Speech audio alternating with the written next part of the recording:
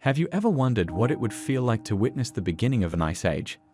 Imagine standing at the precipice of one of the most dramatic climate transformations in Earth's history. This is exactly what happened approximately 2.6 million years ago when our planet entered the Quaternary glaciation, commonly known as the Pleistocene Ice Age. The story of the Great Freeze is a testament to Earth's dynamic nature and its ability to undergo dramatic transformations. It all began with a gradual but persistent decline in global temperatures. The average temperature of Earth dropped by several degrees Celsius over thousands of years. But what caused this massive cooling event? The answer lies in a complex interplay of various factors. One of the primary drivers was the Milankovitch cycles, natural variations in Earth's orbit around the Sun. These cycles affected how much solar radiation reached our planet. When the Earth's orbit became more elliptical, and its axis tilted at certain angles, less solar energy reached the surface, particularly in the northern hemisphere. This reduction in solar radiation was the initial trigger for the Great Cooling. But there was more to this story. The formation and positioning of continents played a crucial role. The arrangement of land masses affected ocean currents, which are essential for distributing heat around the globe. The formation of the Panama Isthmus, connecting North and South America, dramatically altered ocean circulation patterns. This geographic change disrupted the warm ocean currents that had previously helped maintain Earth's warmer climate. As temperatures continued to fall, a fascinating feedback loop began. The cooling temperatures allowed snow and ice to persist year-round in northern latitudes. Snow and ice are highly reflective surfaces, bouncing much of the sun's energy back into space instead of absorbing it. This phenomenon, known as the albedo effect, accelerated the cooling process. The more ice that formed, the more sunlight was reflected, leading to even more cooling. The atmosphere underwent significant changes during this period. Carbon dioxide levels in the atmosphere decreased substantially as colder oceans absorbed more of this greenhouse gas.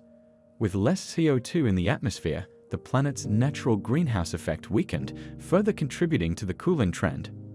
This created another feedback loop that enhanced the cooling process. The Great Freeze didn't happen overnight. It was a gradual process that took thousands of years to fully develop. But once it gained momentum, its effects were profound and far-reaching. The first signs appeared in the northern hemisphere, where winter snows began to persist through summer months. Year after year, these snow deposits compacted into ice, slowly growing into vast ice sheets. What made this period particularly significant was its global reach. While previous cooling events had been relatively localized, the Great Freeze affected the entire planet. Even regions far from the growing ice sheets experienced significant changes in temperature and precipitation patterns. The transformation of landscapes was dramatic. Areas that had once been temperate forests began to transform into tundra. The tree line gradually moved southward as cold-adapted species replaced those that couldn't survive in the new conditions. In North America and Europe, vast ice sheets began to form, some reaching up to 2 miles in thickness. But what about life during this dramatic transition?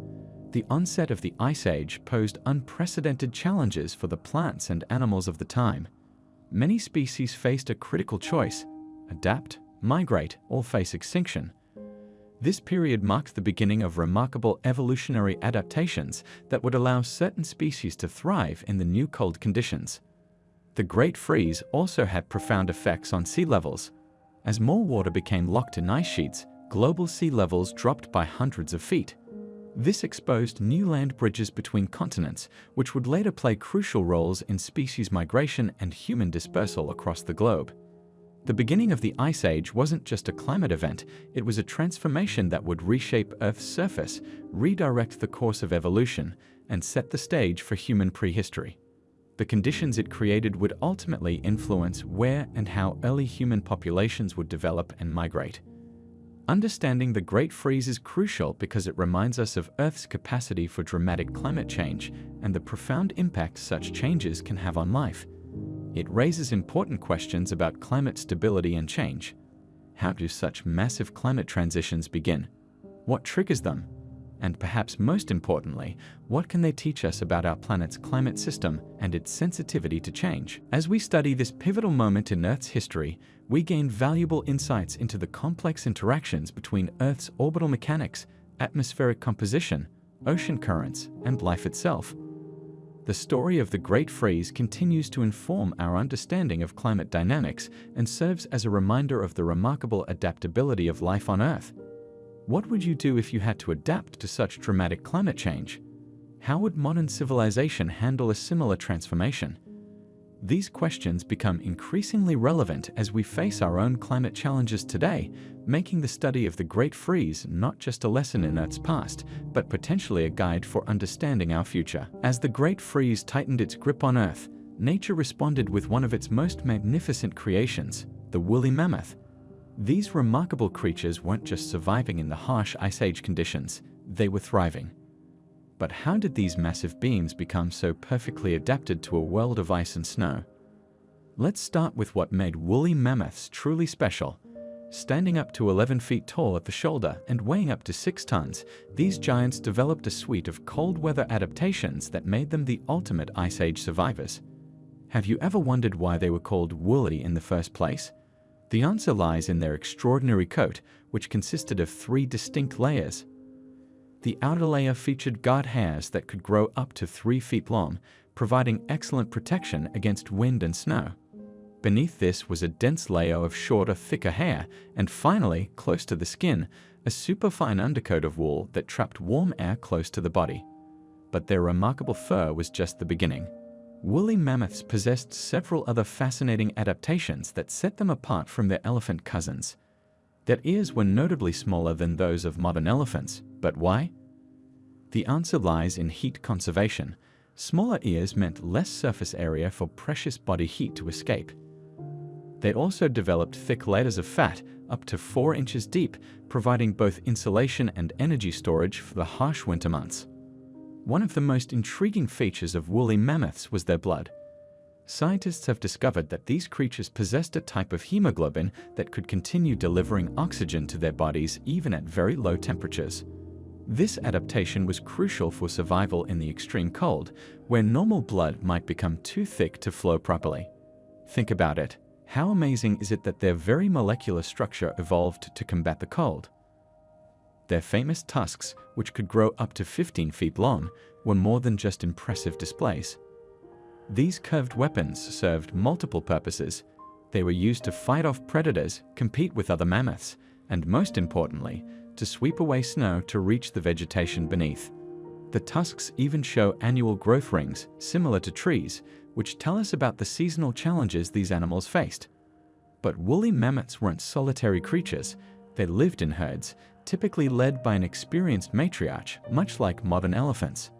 These social structures were crucial for survival in the Ice Age environment. The herds would migrate seasonally, following the growth of vegetation across vast distances. Can you imagine the sight of these massive herds moving across the frozen landscape, their long hair swaying in the Arctic wind? Their diet was another fascinating aspect of their adaptation. Woolly mammoths were grazers, feeding primarily on grasses, sedges, and other low-lying vegetation that made up the mammoth steppe, a unique ecosystem that dominated much of the northern hemisphere during the Ice Age. Their teeth were specially adapted for this diet, with complex ridges that could efficiently process tough plant material. They needed to eat hundreds of pounds of vegetation daily to maintain their massive size. The success of woolly mammoths wasn't just about physical adaptations, it was about behavioral ones too. Evidence suggests they used their tusks to dig through snow and ice to access food, and they may have used them to break ice to access water in frozen rivers and lakes. They'd also developed complex social behaviors that helped them protect their young from predators like the saber-toothed cat and the dire wolf.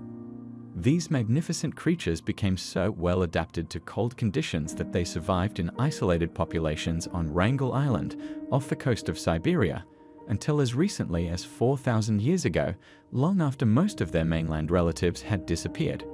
This remarkable fact raises an intriguing question: what ultimately led to their extinction on the mainland? The story of woolly mammoths is more than just a tale of successful adaptation. It's a testament to nature's incredible ability to evolve and survive in extreme conditions. Their emergence and success during the Ice Age demonstrates how life can not only adapt to challenging conditions, but thrive in them. As we look at the remains and DNA of these incredible animals today, we continue to learn more about how they lived and survived in one of Earth's most challenging periods. Their story raises important questions about adaptation, survival, and the delicate balance of ecosystems. What other secrets might these woolly warriors still hold? And what can their story teach us about adaptation and survival in a changing world? The legacy of the woolly mammoth continues to captivate scientists and the public alike, reminding us of a time when giants walked the Earth, perfectly adapted to a world of ice and snow. Their emergence marked a crucial chapter in Earth's history, showing us how life can evolve and thrive even in the most challenging conditions. As the Ice Age tightened its grip on the world, many early mammals found an unexpected sanctuary that would prove crucial to their survival: caves. But what made these dark, underground spaces so essential to life during one of Earth's most challenging periods? Let's journey back to understand how these cave-dwelling mammals not only survived, but developed fascinating adaptations that would influence their evolution. During the Pleistocene epoch, roughly 2.6 million to 11,700 years ago, caves became more than just geological formations. They transformed into life-saving shelters for numerous species. The story begins with the basic need for survival. As temperatures plummeted and harsh winds swept across the landscape, early mammals faced a critical challenge: finding reliable shelter from the extreme elements. Caves provided consistent temperatures year-round, typically maintaining a steady climate regardless of the frigid conditions outside. This thermal stability made caves incredibly attractive to various species, from small rodents to larger predators. But how did these early mammals adapt to life in such dark environments? The answer lies in a series of remarkable physiological changes. Many cave-dwelling species developed enhanced sensory abilities to compensate for the limited visibility. Their whiskers became more sensitive, allowing them to navigate through complete darkness by sensing air movements and nearby objects. Their hearing became more acute, helping them detect both prey and predators in the darkness. One of the most significant developments was the evolution of echolocation in some cave-dwelling bats. These mammals learned to emit high-frequency sounds and interpret the echoes that bounced back, creating a detailed mental map of their surroundings. This adaptation would prove so successful that it remains a crucial feature of modern bats. The cave environment also influenced social behavior. Many species that previously lived solitary lives began forming communities within caves. Why? Because caves offered limited space and entrance points, making it necessary for animals to develop social hierarchies and cooperative behaviors. This led to the emergence of complex social structures, with different species often sharing the same cave system but occupying different areas or being active at different times to avoid competition. Temperature regulation became another crucial adaptation. Cave-dwelling mammals developed various strategies to maintain body heat in the cool, damp environment. Some species grew thicker fur, while others learned to huddle together for warmth. Many developed the ability to enter torpor, a state of decreased physiological activity typically characterized by reduced body temperature and metabolic rate.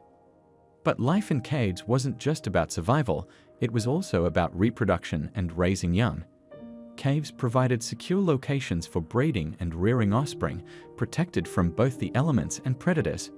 This security led to changes in reproductive strategies, with some species developing longer breeding seasons than their above-ground relatives.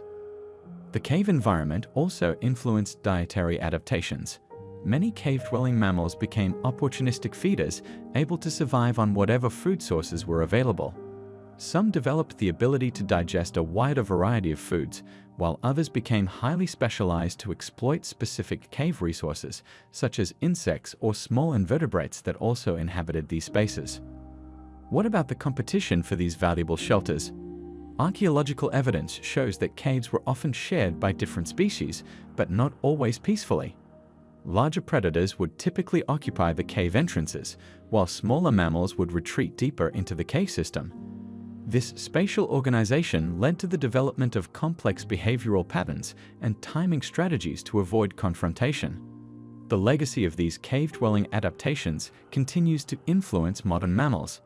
Many of the survival strategies developed during this period, from enhanced sensory capabilities to social behaviors, can still be observed in contemporary species.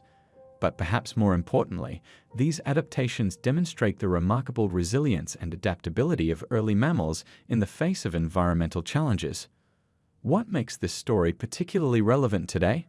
As we face modern climate challenges, understanding how our mammalian ancestors adapted to extreme environmental changes provides valuable insights into species resilience and adaptation.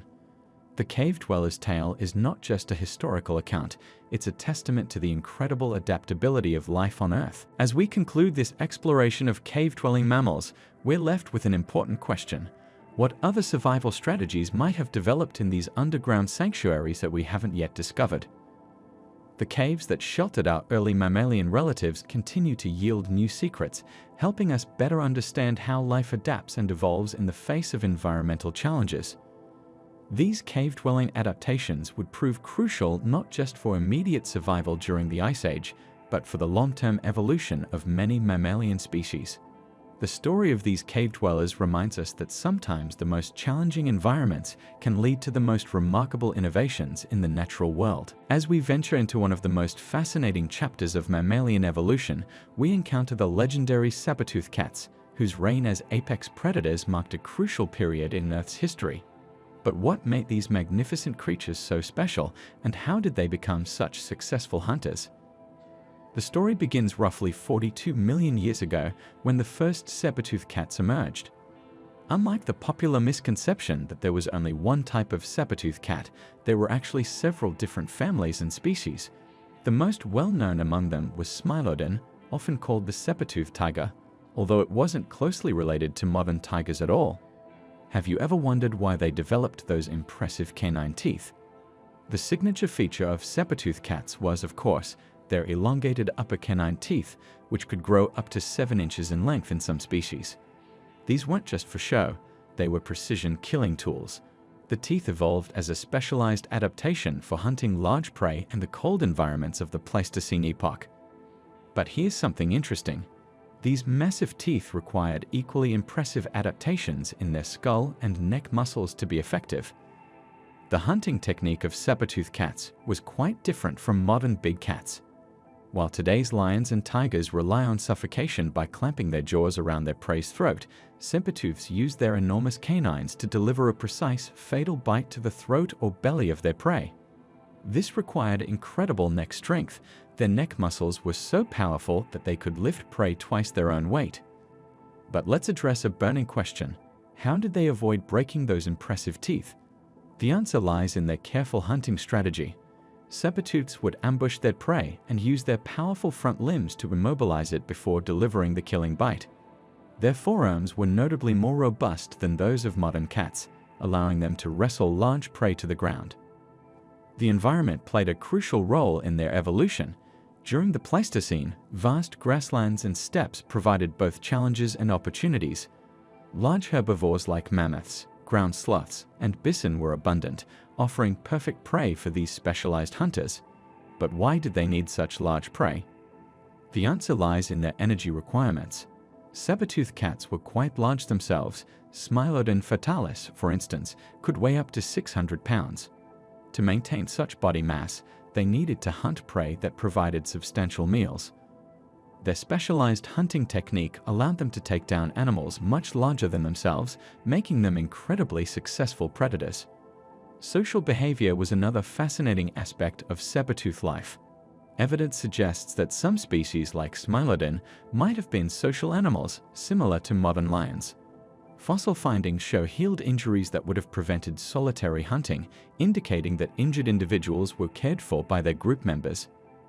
This social structure would have made them even more effective hunters and increased their survival chances in the harsh Ice Age environment.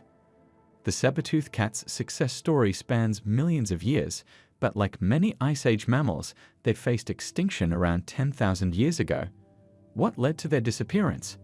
The end of the last ice age brought significant climate changes, affecting their prey species. Additionally, the arrival of human hunters in the Americas may have competed for the same prey, contributing to their eventual extinction. Their legacy, however, lives on in the fossil record and in our understanding of evolutionary adaptations. The saber-toothed cats demonstrate how specialized adaptations can lead to tremendous success, but might also become a liability when environments change dramatically. Their story raises an important question: how do specialized adaptations both help and hinder species in the face of environmental change? The saber-tooth saga also teaches us about convergent evolution, the phenomenon where similar features evolve independently in different species. Different groups of saber-tooth predators evolved similar characteristics at different times and places, showing how similar environmental pressures can lead to similar evolutionary solutions. As we reflect on the saber-tooth saga, we see a perfect example of nature's ability to produce highly specialized predators. Their story reminds us that success in evolution isn't just about being the strongest or fastest, but about finding and exploiting specific niches in the ecosystem. The saber-tooth cats weren't just fearsome predators, they were a testament to the power of evolutionary adaptation and specialization. What lessons can we learn from their extinction? Perhaps the most important is that even the most successful adaptations can become vulnerabilities when environments change too rapidly. As we face our own era of rapid environmental change, the story of the saber-tooth cats becomes increasingly relevant to understanding how species adapt, or fail to adapt, to changing circumstances. As we journey through the Ice Age landscapes, one of the most remarkable phenomena we witness is the emergence of complex migration patterns. Have you ever wondered how ancient animals survived in these harsh, frozen environments? The answer lies in their incredible ability to adapt and move across vast distances in search of food and better living conditions. During the Pleistocene epoch, approximately 2.6 million to 11,700 years ago, large herds of mammals developed sophisticated migration routes that would span thousands of miles. The primary driving force behind these epic journeys? Survival. But what made these migrations so crucial for their existence? Let's first understand what migration actually means in this context. Migration isn't simply about moving from one place to another. It's a carefully timed, often seasonal movement that follows specific patterns. These patterns were influenced by several key factors: the availability of food, changes in temperature, and the need to find suitable breeding grounds. Think of it as nature's own GPS system, but instead of satellites, these animals relied on environmental cues and inherited instincts. The most prominent migrants of the Ice Age tundra were the woolly mammoth herds. These massive creatures, standing up to 11 feet tall at the shoulder, would travel hundreds of miles each year following the growth of new vegetation. Their migration routes were so well established that researchers have found ancient mammoth trails that were used repeatedly over thousands of years. But what made these particular paths so special? The answer lies in the geography of the Ice Age world. These animals didn't choose their routes randomly. They followed specific corridors where food was most likely to be available, avoiding the harshest terrain and utilizing natural land bridges that connected different regions. During warmer months, herds would move northward, taking advantage of the brief summer growing season in the Arctic regions. As winter approached, they would journey south, seeking more temperate conditions. But mammoths weren't alone in their travels. Bison, horses, and reindeer also developed their own migration patterns. These herbivores moved in massive herds, sometimes numbering in the thousands. Why such large groups? The answer is simple: safety in numbers. Predators like the saber-tooth cats and dire wolves would find it more difficult to successfully hunt when faced with such large, coordinated groups. One of the most fascinating aspects of these migrations was how they shaped the entire ecosystem. As herds moved, they created and maintained grasslands through their grazing, which in turn supported more diverse plant and animal life. Their hooves and footsteps compacted snow, making it easier for other animals to travel. They even helped distribute plant seeds across vast distances through their digestive systems. Have you ever considered how modern landscapes might have been influenced by these ancient migration patterns? The timing of these migrations was crucial. Animals had to coordinate their movements with the seasonal changes in vegetation and weather patterns. But how did they know when to move? Scientists believe they responded to environmental signals such as changing day length, temperature variations, and even subtle changes in plant chemistry. These cues would trigger hormonal changes in the animals, preparing them for their long journeys. Water played a vital role in determining migration routes. During the Ice Age, sea levels were much lower than today, exposing land bridges that connected continents. The most famous of these was Beringia, the land bridge between Asia and North America, which wasn't just a pathway, it was an entire ecosystem supporting countless migrating species. What's particularly interesting is how these ancient migration routes influenced human movement and settlement patterns thousands of years later. The challenges these animals faced during migration were immense. They had to navigate through dangerous terrain, cross frozen rivers, and avoid predators, all while conserving enough energy to complete their journey. Young animals had to learn these routes quickly, as their survival depended on keeping up with the herd. How did they manage to pass this knowledge down through generations? The answer lies in social learning and genetic memory. Young animals would learn from their elders, while also possessing inherited instincts that helped guide them. These migration patterns also influenced human hunting strategies. Early humans learned to predict animal movements and set up seasonal camps along migration routes. This knowledge was crucial for human survival and led to the development of more sophisticated hunting techniques and social organizations. The relationship between migrating herds and human hunters became an intricate dance of predator and prey, shaping both species' behaviors and survival strategies. The legacy of these Ice Age migrations continues to influence modern wildlife. Many of today's migratory routes follow similar patterns to those established during the Pleistocene, that on a smaller scale.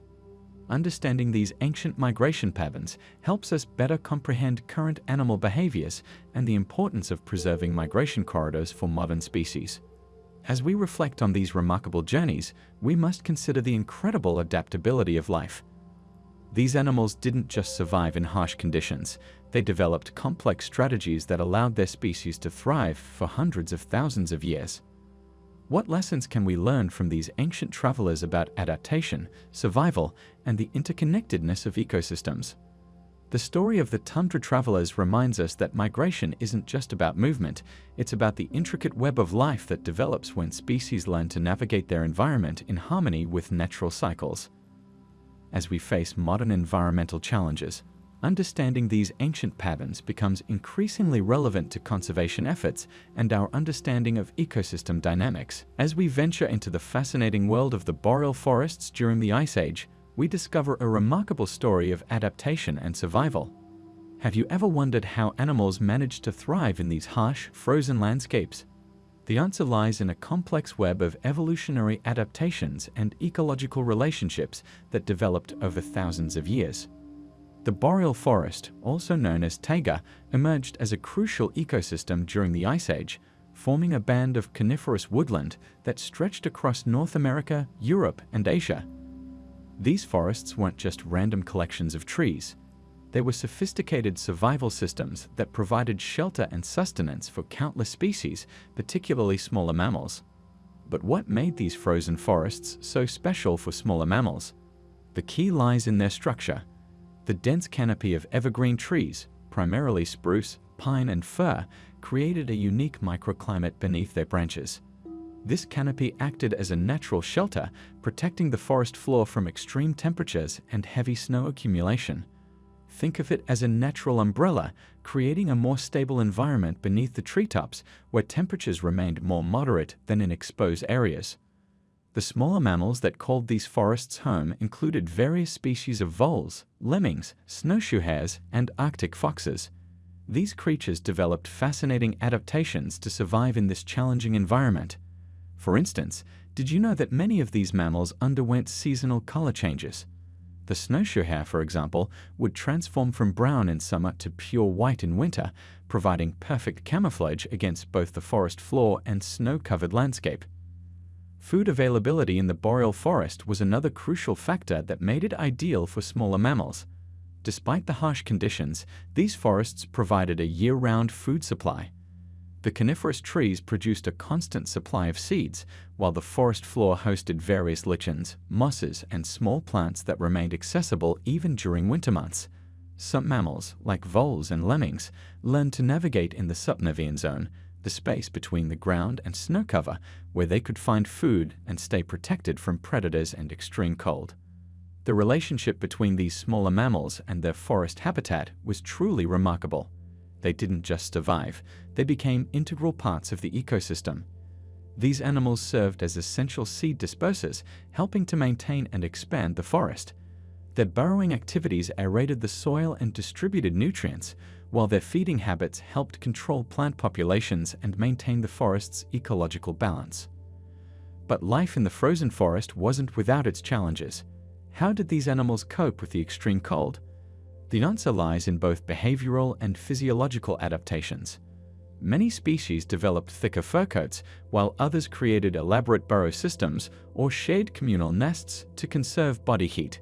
Some, like certain vole species, even developed the ability to lower their metabolic rates during particularly harsh conditions, similar to a mini-hibernation state. The frozen forests also provided these smaller mammals with protection from larger predators. The dense undergrowth and complex network of fallen trees and branches created countless hiding spots and escape routes. This advantage was particularly important for species that couldn't outrun larger predators in open spaces. The forest structure essentially leveled the playing field, giving smaller mammals a fighting chance at survival. The success of smaller mammals in these frozen forests had far-reaching implications for the entire ecosystem. They became a crucial food source for predatory birds and larger carnivores, forming the foundation of a complex food web. Their populations would fluctuate in cycles, creating natural boom and bust patterns that influenced the entire forest community. What's particularly fascinating is how these animals' adaptations to life in the frozen forest continue to influence modern species. Many of the survival strategies developed during this period can still be observed in today's boreal forest inhabitants. This evolutionary legacy demonstrates the lasting impact of this crucial period in Earth's history. The story of life in the frozen forests during the Ice Age is more than just a tale of survival. It's a testament to the incredible adaptability of life on Earth. These smaller mammals didn't just endure in these challenging conditions. They thrived, creating complex communities and relationships that would shape ecosystems for millennia to come. Understanding how these animals adapted to life in the frozen forests helps us appreciate the delicate balance of nature and the remarkable ability of life to find ways to prosper in even the most challenging environments. It also provides valuable insights into how modern species might adapt to changing environmental conditions, making this historical period particularly relevant to contemporary conservation efforts. As we venture from the frozen forests where small mammals found refuge, we encounter one of the most fascinating megaherbivores of the Pleistocene epoch, the giant ground sloth. But what made these creatures so remarkable, and how did they navigate the changing world around them? The giant ground sloth, scientifically known as Megatherium, was truly a sight to behold. Standing up to 20 feet tall when rearing on its hind legs, these massive creatures weighed up to 4 tons, about the size of today's large elephants. Can you imagine encountering such a beast while walking through ancient America? Despite their intimidating size, these were gentle giants, primarily interested in vegetation rather than meat. What's particularly interesting about giant ground sloths is their remarkable adaptation to changing vegetation patterns. As the climate fluctuated during the Pleistocene, these animals developed specific features that allowed them to thrive. Their most notable adaptation was their powerful set of claws, not for hunting, but for pulling down tree branches and digging for roots. These claws, which could reach lengths of up to 18 inches, served as both tools and weapons when necessary. But how did these massive creatures manage their dietary needs in a changing landscape? The answer lies in their versatile feeding habits. Giant ground sloths were browsers, meaning they fed on leaves, twigs, and fruits from trees and shrubs. Their high-crowned teeth were perfectly adapted for processing tough, fibrous vegetation, and their strong jaw muscles allowed them to efficiently grind down this tough plant material. The changing vegetation patterns during this period presented both challenges and opportunities for these magnificent beings. As forests gave way to more open woodlands and grasslands in many regions, giant ground sloths had to adapt their feeding strategies. Their ability to rear up on their hind legs and powerful tails became crucial, allowing them to reach vegetation at various heights and maintain balance while feeding. One of the most remarkable aspects of giant ground sloths was their digestive system. Like modern-day sloths, they had a complex, multi-chambered stomach that helped them break down tough plant material through fermentation. This efficient digestive system meant they could extract maximum nutrition from their plant-based diet even when high-quality vegetation was scarce. The journey of these creatures across the Americas is a testament to their adaptability. Fossil evidence shows that giant ground sloths range from Alaska to Argentina, demonstrating their ability to thrive in various climates and ecosystems. But how did they manage such extensive distribution? The answer lies in their remarkable locomotion abilities. Despite their massive size, they were capable of covering significant distances in search of food and suitable habitats. Their social behavior also played a crucial role in their survival. While we can't know for certain, paleontologists believe that giant ground sloths likely lived in small family groups similar to modern elephants. This social structure would have provided protection for younger individuals and allowed for more efficient foraging strategies. The relationship between giant ground sloths and their environment was complex and fascinating. They were ecosystem engineers, meaning their feeding habits and movement patterns significantly influenced the landscape around them. By pruning trees and dispersing seeds through their droppings, they helped maintain a diverse mosaic of vegetation types. What's particularly intriguing about these creatures is their interaction with early humans. Archaeological evidence suggests that humans and giant ground sloths coexisted for thousands of years in the Americas. This raises interesting questions about the role of human hunting in their eventual extinction, although climate change at the end of the Pleistocene likely played a significant role as well. The giant ground sloth's journey through time teaches us valuable lessons about adaptation and survival. Their ability to adjust to changing vegetation patterns demonstrates the remarkable plasticity of life on Earth.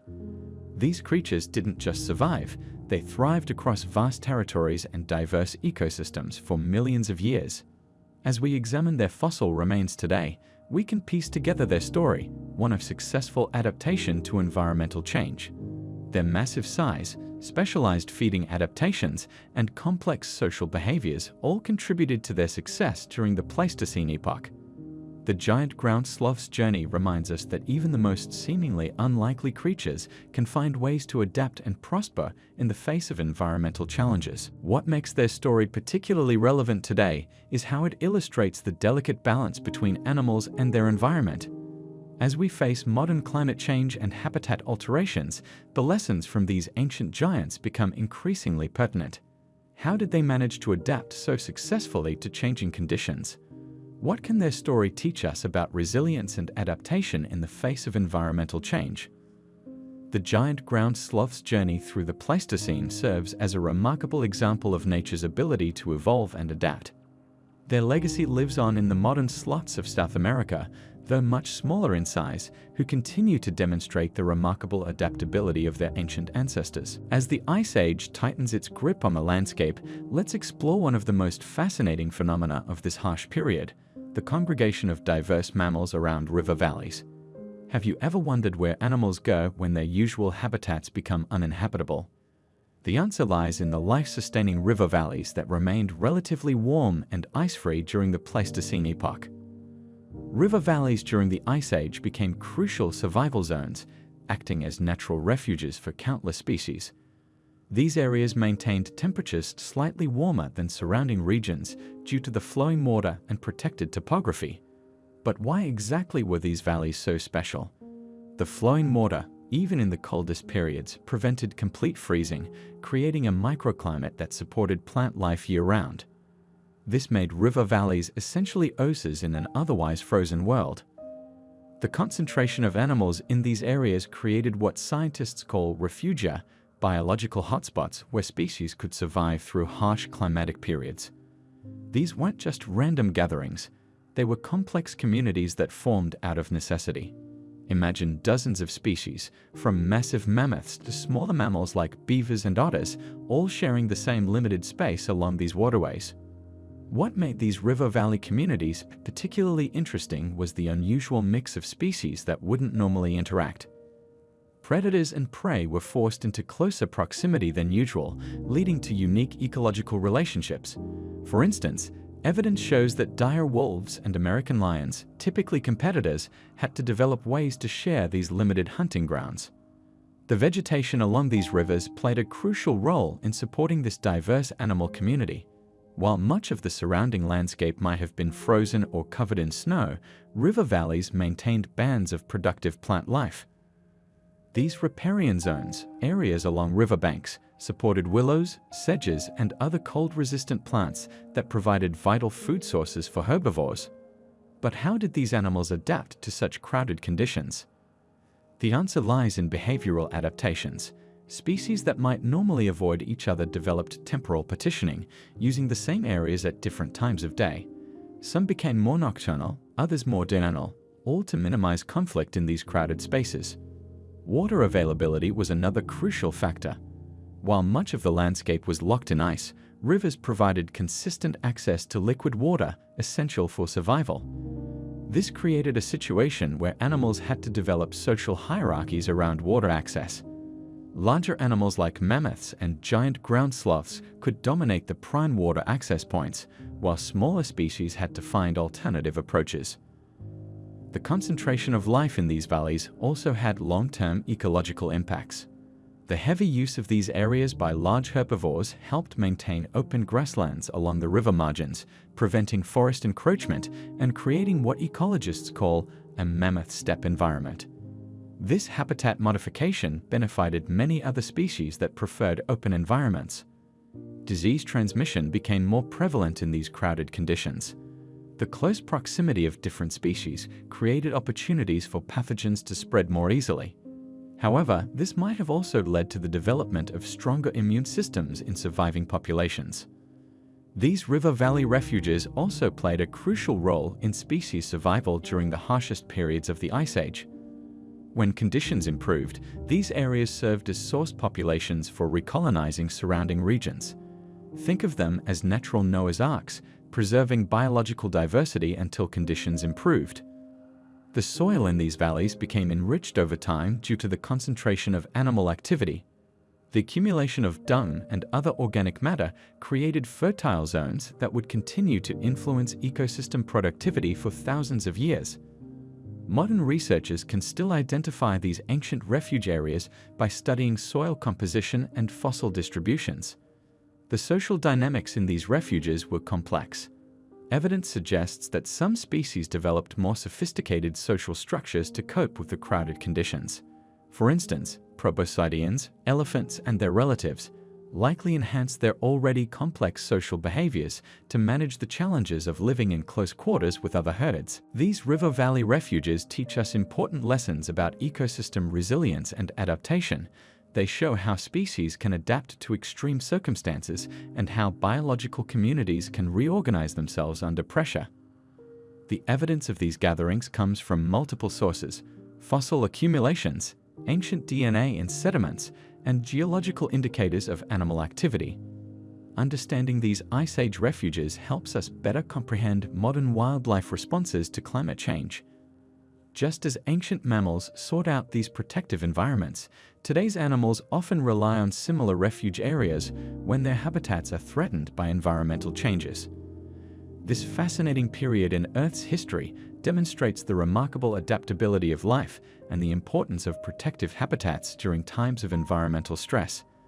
The river valley refugees of the Ice Age weren't just surviving, they were participating in one of nature's most impressive examples of community reorganization and adaptation. As the Ice Age tightened its grip on the northern landscapes, a remarkable creature emerged as one of the most successful adaptations to the harsh climate: the woolly rhinoceros, Coblodonta antiquitatis.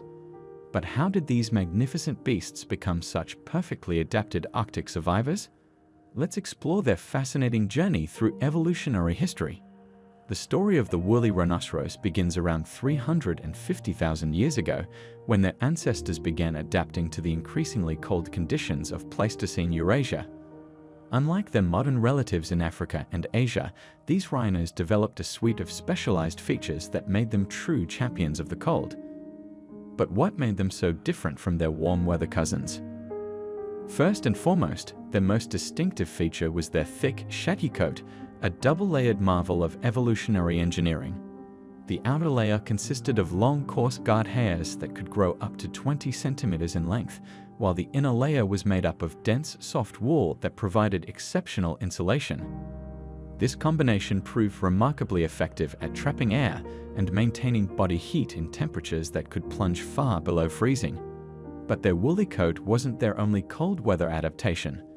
The woolly rhinoceros possessed several unique physical characteristics that set them apart from other rhino species. Their most notable feature was their massive forward-pointing horn, which could grow up to 1 meter in length. Unlike what many might assume, this horn wasn't primarily used for fighting, so what was its main purpose? The horn served as a remarkable snow-clearing tool. When food was buried under deep snow, these rhinos would sweep their horns back and forth, effectively plowing through the snow to reach the vegetation beneath. This adaptation was crucial for winter survival, allowing them to access food sources that other herbivores couldn't reach. Behind this primary horn, they had a smaller second horn, which provided additional support during their snow-clearing activities. Their body shape also underwent significant modifications compared to their ancestors. The woolly rhinoceros developed a shorter neck and legs, bringing their body closer to the ground. But why was this important? This lower profile reduced heat loss and made it easier for them to maintain their body temperature in the harsh Arctic climate. Their shortened limbs also provided better stability when walking on snow and ice, reducing the risk of injury in their challenging environment. Another fascinating adaptation was their small ears and short tail, features that might seem minor but were crucial for survival. These reduced appendages minimized heat loss through exposed body parts, following a principle known as Allen's rule, which states that animals in colder climates tend to have shorter extremities than their relatives in warmer regions. The woolly rhinoceros's skull structure was also specially adapted for their lifestyle. They had a pronounced dome on their forehead, which housed powerful muscles that controlled their massive horns. Their wide, flat teeth were perfectly suited for grinding tough, fibrous vegetation, the primary food source available in their steppe tundra habitat. But what exactly did they eat? Their diet consisted mainly of grasses, sedges, and small shrubs that made up the mammoth steppe ecosystem. Their specialized teeth could efficiently process this tough plant material, and their powerful digestive system extracted maximum nutrition from these low-quality food sources. This ability to thrive on the available vegetation made them one of the most successful herbivores of their time. The social structure of woolly rhinoceros herds remains a subject of scientific debate, but fossil evidence suggests they likely lived in small family groups, similar to modern rhinos. This social organization would have provided protection against predators while allowing them to efficiently exploit available food resources. But who were their main predators? Despite their impressive size, reaching up to 2 tons in weight, woolly rhinoceros faced threats from formidable Ice Age predators, including cave lions, cave hyenas, and early human hunters. Their thick hide and powerful horns provided excellent defense against these threats, but they weren't invincible. One of the most remarkable aspects of the woolly rhinoceros's story is how well we know about their appearance and lifestyle.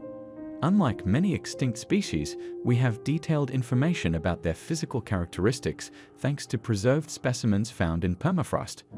The most famous of these is the Sterunia rhinoceros, discovered in a Polish oil seep, which preserved not only bones, but also soft tissues and skin, giving us unprecedented insights into these magnificent creatures. The success of the woolly rhinoceros during the Ice Age demonstrates the remarkable adaptability of life on Earth. Through gradual evolutionary changes, these animals transformed from warm-weather browsers into specialized cold-climate grazers, becoming one of the most iconic species of the Pleistocene epoch. Their story reminds us of the incredible ways in which life can adapt to even the most challenging environments, given enough time and the right selective pressures. As we continue to study these remarkable creatures, new discoveries help us better understand their life history and the world they inhabited. The woolly rhinoceros serves as a testament to the power of evolutionary adaptation and the incredible diversity of life that once roamed our planet during the Ice Age. As the Ice Age landscapes continued to transform, a remarkable new chapter in predator evolution was unfolding. This was the era of pack hunters, where cooperation and social behavior became the winning strategy for survival. Let's explore how these fascinating predators changed the rules of the hunting game forever. Have you ever wondered why wolves hunt in packs today? The answer lies in their ancient ancestors, particularly the direwolf, Canis dirus, which emerged as one of the most successful predators of its time. But what made these pack hunters so special? The direwolf, larger and more robust than today's gray wolves, wasn't just another big predator. Standing about 1.5 meters, 5 feet, at the shoulder and weighing up to 110 kilograms, 240 pounds. These powerful hunters possessed specialized adaptations that made them perfectly suited for taking down large Ice Age prey. Their jaw strength was remarkable, about 29% stronger than modern wolves, allowing them to crush bones and take down larger animals. But size wasn't their greatest advantage. What truly set them apart was their social structure and hunting strategy.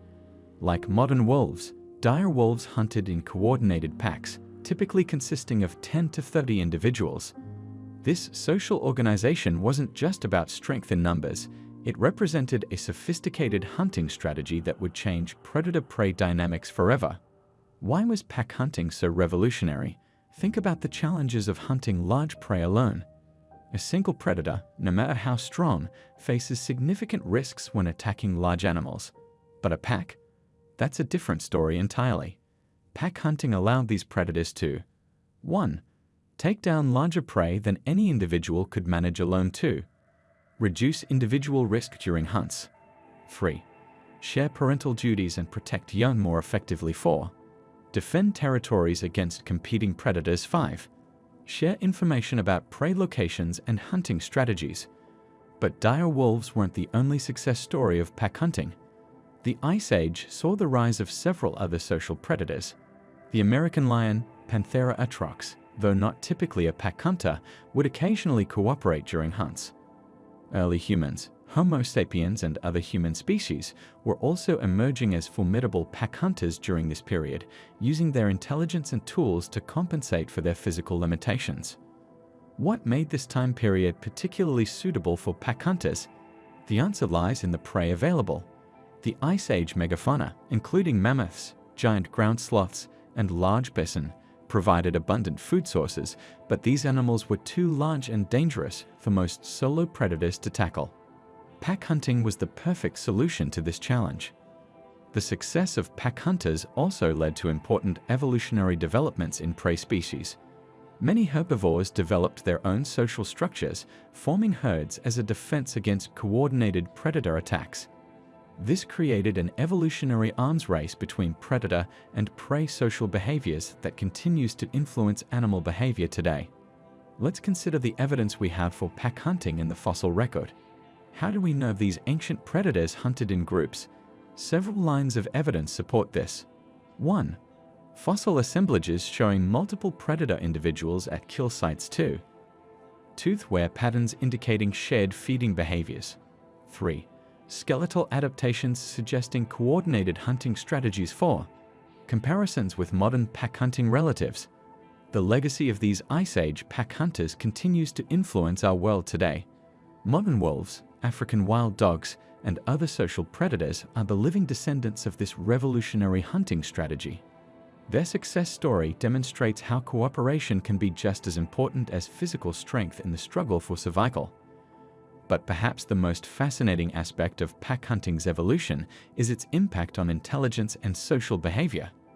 The need to coordinate with pack members, remember successful hunting strategies, and maintain complex social hierarchies may have driven the development of higher cognitive abilities in these predators. This raises an intriguing question. Did the evolution of pack hunting help pave the way for the complex social behaviors we see in many modern species, including humans? The era of pack hunters marked a crucial turning point in predator evolution. It showed that brute strength alone wasn't the only path to success. Cooperation, coordination, and social intelligence could be equally powerful advantages. This lesson from the Ice Age continues to resonate through the natural world today, where pack hunters remain some of the most successful predators on Earth. As we study these ancient pack hunters, we gain valuable insights into the evolution of social behavior, the importance of cooperation in nature, and the complex relationships between predators and prey. Their story reminds us that sometimes the most effective survival strategy isn't to be the biggest or strongest, but to work together as part of a coordinated team. Let's embark on a fascinating journey back in time to explore one of Earth's most remarkable lost worlds, the Mammoth Steppe. Have you ever wondered what our planet looked like during the Ice Age? Imagine a vast, sweeping landscape that stretched from Spain all the way across Eurasia to Canada, covering millions of square kilometers. This was the Mammoth Steppe, also known as the steppe tundra, and it was unlike anything we see on Earth today. What made the Mammoth Steppe so special? First, we need to understand that this wasn't the barren, frozen wasteland that many people picture when they think of the Ice Age. Instead, it was a highly productive ecosystem that supported an incredible diversity of large mammals. The secret to its success lay in its unique combination of environmental conditions that we no longer see in today's world.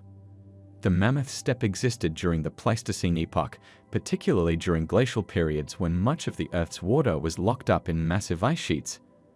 But here's what's fascinating. Despite the cold climate, this ecosystem was characterized by low humidity, minimal snow cover, and abundant grasses and herbs. These conditions created what scientists call a productivity paradox. How could such a cold environment support so many large animals? The answer lies in the soil and climate conditions. The ground remained relatively dry and firm, unlike today's boggy tundra. This allowed grasses and other plants to grow in abundance during the short summer seasons. The low humidity and reduced snowfall meant that plants could survive the winter and remain accessible to grazing animals. It's worth noting that the Mammoth Steppe wasn't uniform throughout its range. It varied from more open grasslands in some areas to regions with more shrubs and occasional trees in others. But what really brings the Mammoth Steppe story to life is its incredible cast of animal characters. The ecosystem's namesake, the woolly mammoth, was just one of many remarkable creatures that called this environment home. Can you imagine herds of woolly rhinoceros grazing alongside giant bison, or packs of cave lions stalking their prey across the vast grasslands? The diversity of megafauna was staggering. The Mammoth Steppe supported what scientists call the mammoth fauna, a unique assemblage of large mammals that included woolly mammoths, woolly rhinoceros, steppe bison, wild horses, reindeer, sega antelopes, cave lions, cave bears, giant deer, megaloceros, musk oxen. These animals weren't just surviving, they were thriving. The ecosystem operated on a principle known as the grazing succession. Different species would graze in a particular order, with some animals, like mammoths, clearing the way for others by eating taller vegetation or breaking through snow cover. This created a highly efficient system where various species could coexist without excessive competition. The plant life of the Mammoth Steppe was equally fascinating.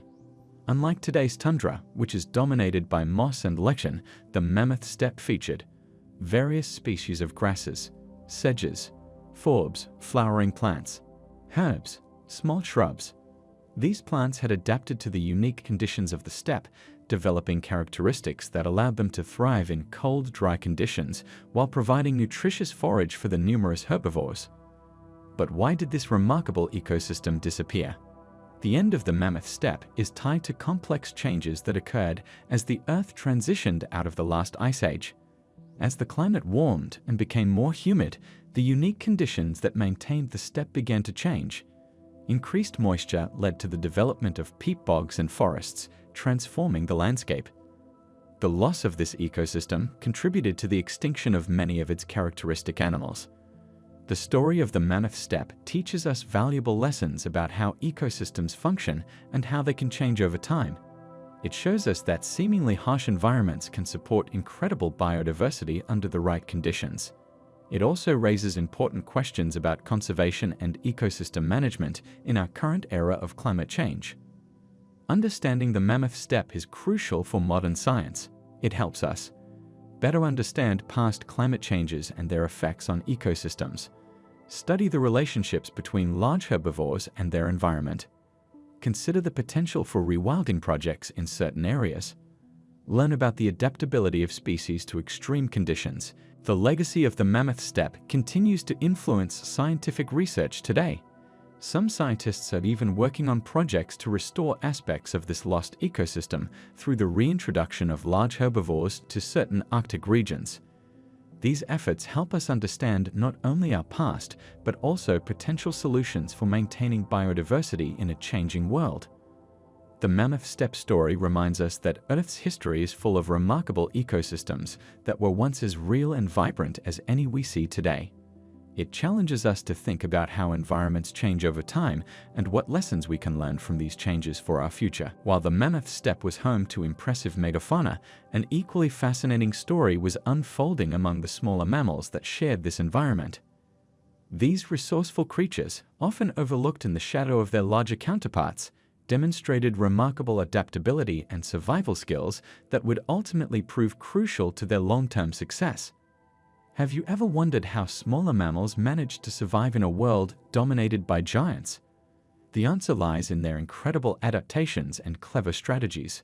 Let's explore how these small but mighty creatures not only survived, but thrived during this period. One of the most successful groups was the rodents, particularly the ancestors of modern voles, lemmings, and hamsters. These small mammals developed several key adaptations that gave them significant advantages. Their small size, which might seem like a disadvantage, actually allowed them to utilize microhabitats that larger animals couldn't access. They could burrow underground, creating complex tunnel systems that provided protection from predators and harsh weather conditions. These burrows served multiple purposes. They were nurseries for raising young, storage facilities for food, and safe havens during extreme weather events. But how did they manage to find enough food to survive? These small mammals evolved highly efficient digestive systems that could extract maximum nutrition from plant material. Many developed the ability to eat a wide variety of foods, from seeds and berries to insects and plant roots. This dietary flexibility meant they could adapt their feeding habits based on what was available in different seasons. Another fascinating adaptation was their reproductive strategy.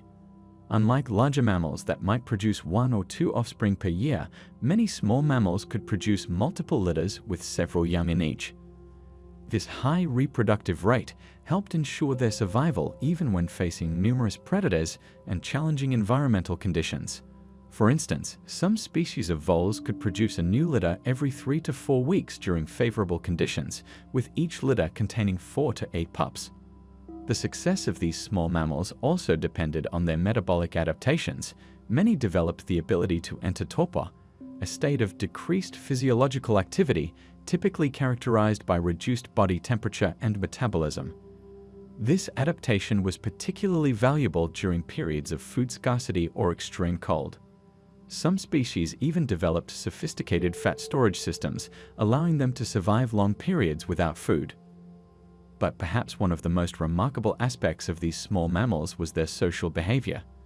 Many species developed complex social structures that enhanced their survival chances. For example, some ground squirrel species developed sophisticated alarm call systems to warn their colonies of approaching predators. These calls were so specific that they could communicate different types of threats, allowing colony members to respond appropriately. The diversity of small mammals during this period was extraordinary. From the agile jumping mice that developed powerful hind legs for escaping predators to the hardy pikers that adapted to life in rocky terrain, each species found its own unique way to survive and thrive. What made these small mammals particularly successful was their ability to adapt quickly to environmental changes. Their short generation times meant that beneficial adaptations could spread through populations relatively quickly compared to larger mammals. This rapid evolutionary response allowed them to adjust to changing conditions more effectively than their larger counterparts. The story of these small mammals teaches us an important lesson about survival. Bigger isn't always better. In fact, their small size often proved to be an advantage, requiring less food and energy to survive, while allowing them to occupy niches that larger animals couldn't access. These animals also developed remarkable physiological adaptations. Many species evolved enhanced sensory capabilities, including acute hearing and highly developed whiskers, vibrissa, that helped them navigate in dark burrows and detect predators. Some developed specialized fur that provided excellent insulation despite their small body size, allowing them to maintain body temperature efficiently. The success of these small mammals had far-reaching implications for ecosystem development. They played crucial roles as seed dispersers, helping to maintain plant diversity. Their burrowing activities helped aerate and mix soil layers, contributing to soil fertility. They also served as important prey species, supporting populations of predators and helping to maintain the balance of their ecosystems. Their impact continues to be felt today, as many of these adaptations have been passed down to modern species. The survival strategies developed by these ancient small mammals laid the groundwork for the success of many contemporary species, demonstrating how small, adaptable creatures can have an outsized impact on their environments. The story of these small but mighty mammals reminds us that success in nature isn't just about size or strength, it's about adaptability, resourcefulness, and the ability to find and exploit opportunities in any environment. Their legacy lives on in the diverse array of small mammals that continue to thrive in various ecosystems around the world today. What can we learn from these remarkable creatures? Perhaps the most important lesson is that resilience often comes in small packages, and the ability to adapt and respond to challenges can be more important than sheer size or strength. These small mammals proved that being mighty isn't about being big, it's about being smart, adaptable, and resilient in the face of challenges. Have you ever wondered why thousands of wildebeest thunder across the African savanna each year, or why Arctic terns fly from pole to pole? The story of animal migration is one of nature's most remarkable phenomena, and it has played a crucial role in shaping life on Earth. Let's explore how these incredible journeys have influenced the evolution and survival of countless species. Migration, at its core, is the seasonal movement of animals from one area to another. But it's far more than just a simple journey. These movements have developed over millions of years as a response to changing environmental conditions, food availability, and breeding necessities. What drives animals to undertake such challenging and often dangerous journeys? The answer lies in survival. Animals migrate primarily to find food, suitable breeding grounds, or better climate conditions. This pattern began evolving millions of years ago, when early animals first developed the ability to move across significant distances. As climate patterns shifted and seasons became more pronounced, species had to adapt by developing migration strategies. One of the earliest examples of migration patterns can be traced back to marine organisms. Fish populations began seasonal movements in response to changing ocean temperatures and food availability. These ancient patterns still exist today, with salmon swimming thousands of miles upstream to spawn in the same rivers where they were born. But how do they navigate with such precision?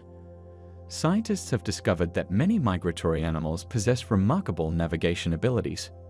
Birds can detect Earth's magnetic field through special proteins in their eyes.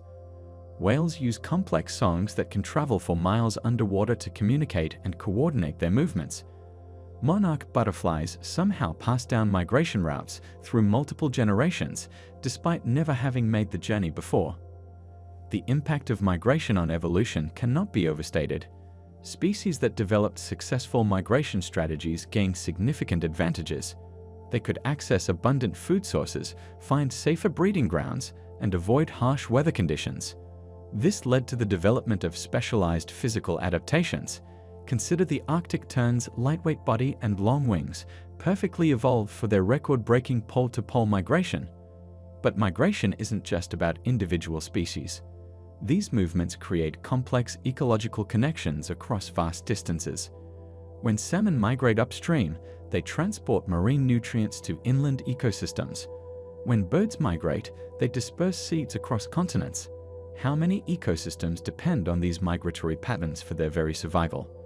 The development of migration patterns has also influenced species' social behaviors. Many animals migrate in groups, leading to the evolution of complex social structures. Geese fly in V formations to conserve energy. Wildebeest move in massive herds that provide safety in numbers. These social adaptations have become crucial survival strategies. Climate has always been a major factor in migration patterns. Ice ages forced species to move to warmer regions, while warming periods allowed them to expand their ranges. These climate-driven movements have contributed to the distribution of species we see today. But what happens when these patterns are disrupted? Modern human activity poses significant challenges to migratory species. Urban development blocks traditional migration routes. Climate change alters the timing of seasonal changes. Light pollution confuses navigational abilities. Understanding these ancient migration patterns has become crucial for conservation efforts. The story of migration continues to reveal new surprises.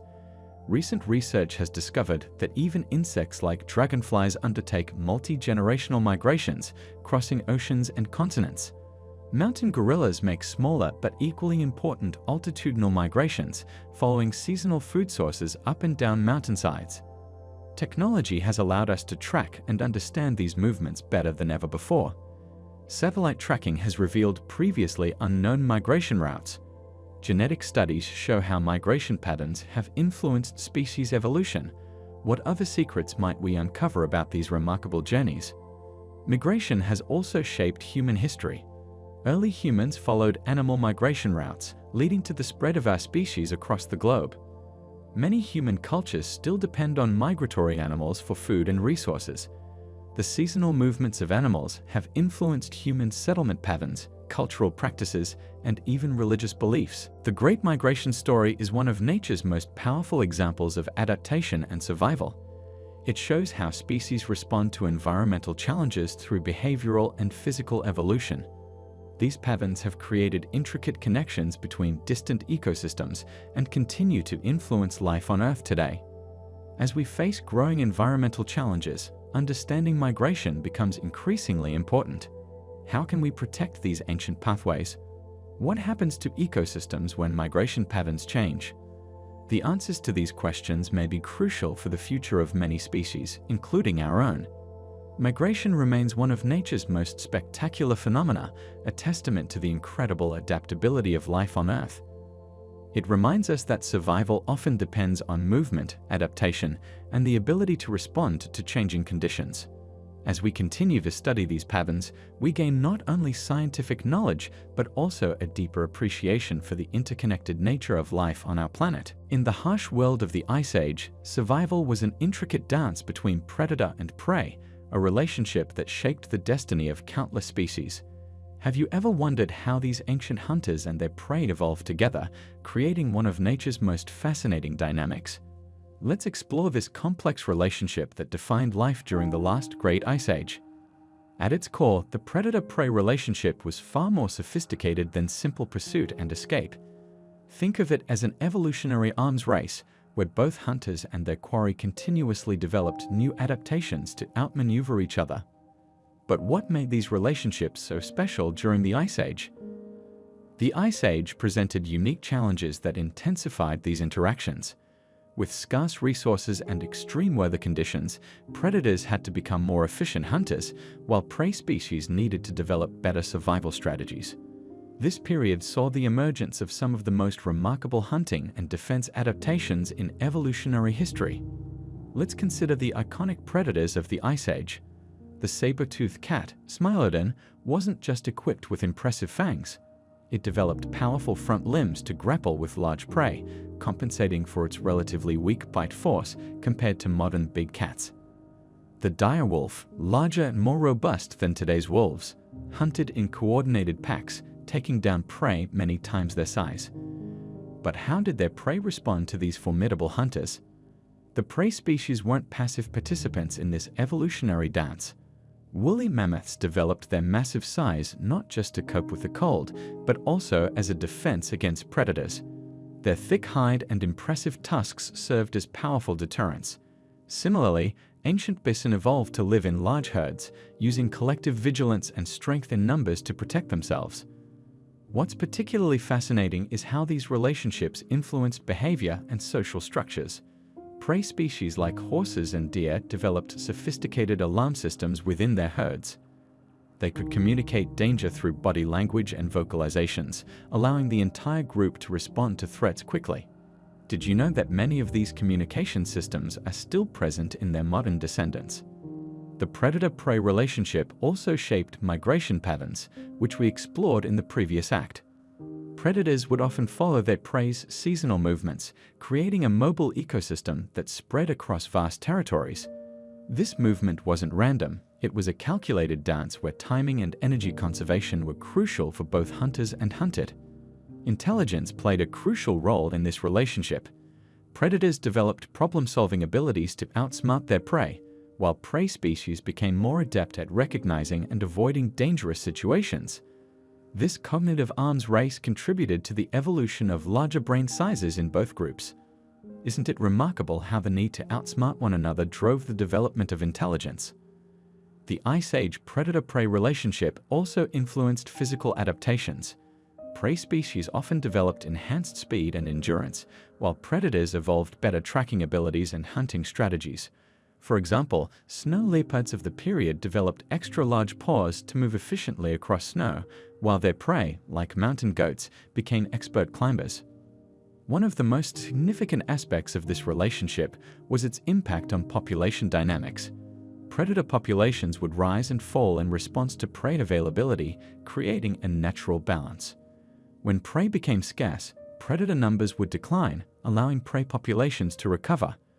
This cyclical pattern helped maintain ecosystem stability during the challenging Ice Age conditions. The relationship between Ice Age predators and their prey wasn't just about hunting and escaping. It was about adaptation, innovation, and survival. These interactions drove the evolution of numerous species, leading to the development of characteristics that would prove crucial for survival through the ages. Some of these ancient predator-prey relationships continue to influence modern ecosystems. The strategies developed during the Ice Age can still be observed in today's wildlife, from the pack-hunting behavior of wolves to the defensive formations of herbivore herds. What lessons can we learn from these ancient relationships about survival, adaptation, and the interconnectedness of species? As we reflect on this prehistoric dance between predator and prey, we can appreciate how these relationships shaped not just individual species, but entire ecosystems. The complex interactions between hunters and their quarry during the Ice Age demonstrate nature's remarkable ability to find balance, even in the most challenging conditions. This predator-prey dynamic reminds us that survival isn't just about being the strongest or fastest, it's about adaptation, intelligence, and the ability to respond to changing circumstances. The Ice Age predators and their prey engaged in an evolutionary arms race that pushed both groups to develop remarkable abilities and strategies, many of which continue to fascinate scientists and nature enthusiasts today. Understanding these ancient relationships helps us better comprehend modern ecosystem dynamics and the delicate balance that exists between species. As we face current environmental challenges, what can these prehistoric interactions teach us about adaptation and survival in changing conditions? Have you ever wondered how animals survive in the harsh, unforgiving environments of mountain peaks, where oxygen is scarce and temperatures plummet well below freezing? The story of alpine adaptation during the Ice Age is one of nature's most remarkable tales of survival and evolution. As the great ice sheets expanded and retreated during the Pleistocene epoch, mountains became crucial refuges for countless species. But living at high altitudes presented unprecedented challenges that required extraordinary adaptations. Let's explore how these alpine adventurers managed to thrive in conditions that would seem impossible for most living creatures. The most iconic Ice Age mountain dweller was undoubtedly the woolly mountain goat, ancestor of today's mountain goats. These remarkable creatures developed specialized hooves with soft, grippy centers surrounded by sharp, hard edges, a natural crampon that allowed them to navigate treacherous ice-covered slopes with remarkable precision. But what made their adaptation even more fascinating was their unique double-layered coat. The outer layer consisted of longer, hollow guard hairs that provided waterproofing and protection, while the inner layer was made up of dense wool that trapped air for insulation. This combination kept them warm in temperatures as low as -50 degrees Celsius, -58 degrees Fahrenheit. But how did these animals manage to find enough food in such barren environments? The answer lies in their highly efficient digestive systems and their ability to extract nutrients from the sparsest vegetation. Mountain-dwelling herbivores developed specialized teeth that could grind tough, fibrous plants, and their digestive systems became incredibly efficient at extracting every possible nutrient from their meager meals. The alpine ibex, another remarkable mountain specialist, developed an interesting behavioral adaptation. During the harshest winter storms, these animals would actually reduce their metabolism and remain relatively inactive for days at a time, conserving precious energy until conditions improved. This strategy, known as facultative hibernation, wasn't as deep as the winter sleep of bears, but it was crucial for survival. Speaking of bears, the cave bears of the European Alps developed their own unique adaptations. Unlike their lowland cousins, these massive creatures became primarily herbivorous, developing specialized teeth and jaws for processing tough mountain vegetation. They would spend the warmer months accumulating vast amounts of fat by grazing on high-altitude meadows before retreating to caves for their winter hibernation. One of the most fascinating aspects of alpine adaptation was the development of specialized blood chemistry. Mountain-dwelling mammals developed higher concentrations of hemoglobin in their blood, allowing them to extract more oxygen from the thin mountain air. This adaptation was particularly pronounced in species like the snow leopard, which evolved during this period and continues to thrive in high-altitude environments today. But what about the smaller creatures? The alpine pika, a small rabbit-like mammal, developed some of the most innovative survival strategies. These creatures would harvest plants during the summer months, carefully drying them in the sun before storing them in their dens for winter consumption. They also developed a unique form of thermal regulation, maintaining a high body temperature that allowed them to remain active even in freezing conditions. The story of alpine birds during this period is equally remarkable. Species like the ancestral snow ptarmigan developed feathers that covered their entire bodies, including their feet, providing crucial insulation. They also evolved the ability to change their plumage seasonally, turning white in winter for camouflage against the snow. One of the most remarkable adaptations was the development of antifreeze compounds in the blood of some alpine species. These biological antifreeze proteins prevented ice crystals from forming in their bodies, allowing them to survive in temperatures well below freezing. This adaptation, still present in some modern mountain-dwelling species, was a crucial innovation during the Ice Age.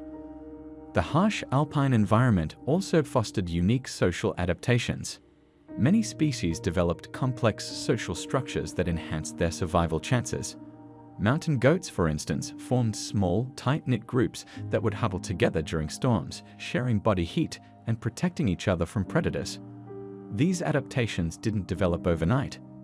They were the result of thousands of generations of natural selection, where only the most well-adapted individuals survived to pass on their genes. The process was gradual but relentless, driven by the harsh realities of mountain life during the Ice Age. What makes this story particularly relevant today is that many of these adaptations persist in modern mountain-dwelling species. The descendants of these Ice Age pioneers continue to thrive in alpine environments, using the same survival strategies that their ancestors developed during the Pleistocene. The legacy of these alpine adventurers extends beyond their physical adaptations. Their story demonstrates the remarkable resilience of life and its ability to adapt to even the most challenging conditions. As we face modern climate challenges, understanding how these species adapted to extreme environmental changes becomes increasingly relevant. The alpine adventurers of the Ice Age were true pioneers, pushing the boundaries of what was possible in terms of survival and adaptation. Their story reminds us that life finds a way, even in the most challenging circumstances, through the power of evolutionary adaptation and the relentless drive to survive. As we explore the fascinating world of coastal environments during the last Ice Age, we uncover a remarkable story of survival and adaptation.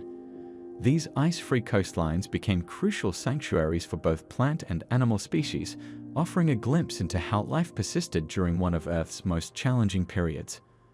But what made these coastal areas so special, and why did they become such important refuges? Let's begin with understanding what these coastal kingdoms actually were. During the last Ice Age, while vast sheets of ice covered much of the northern continents, the coastlines remained relatively ice-free due to the moderating influence of the ocean.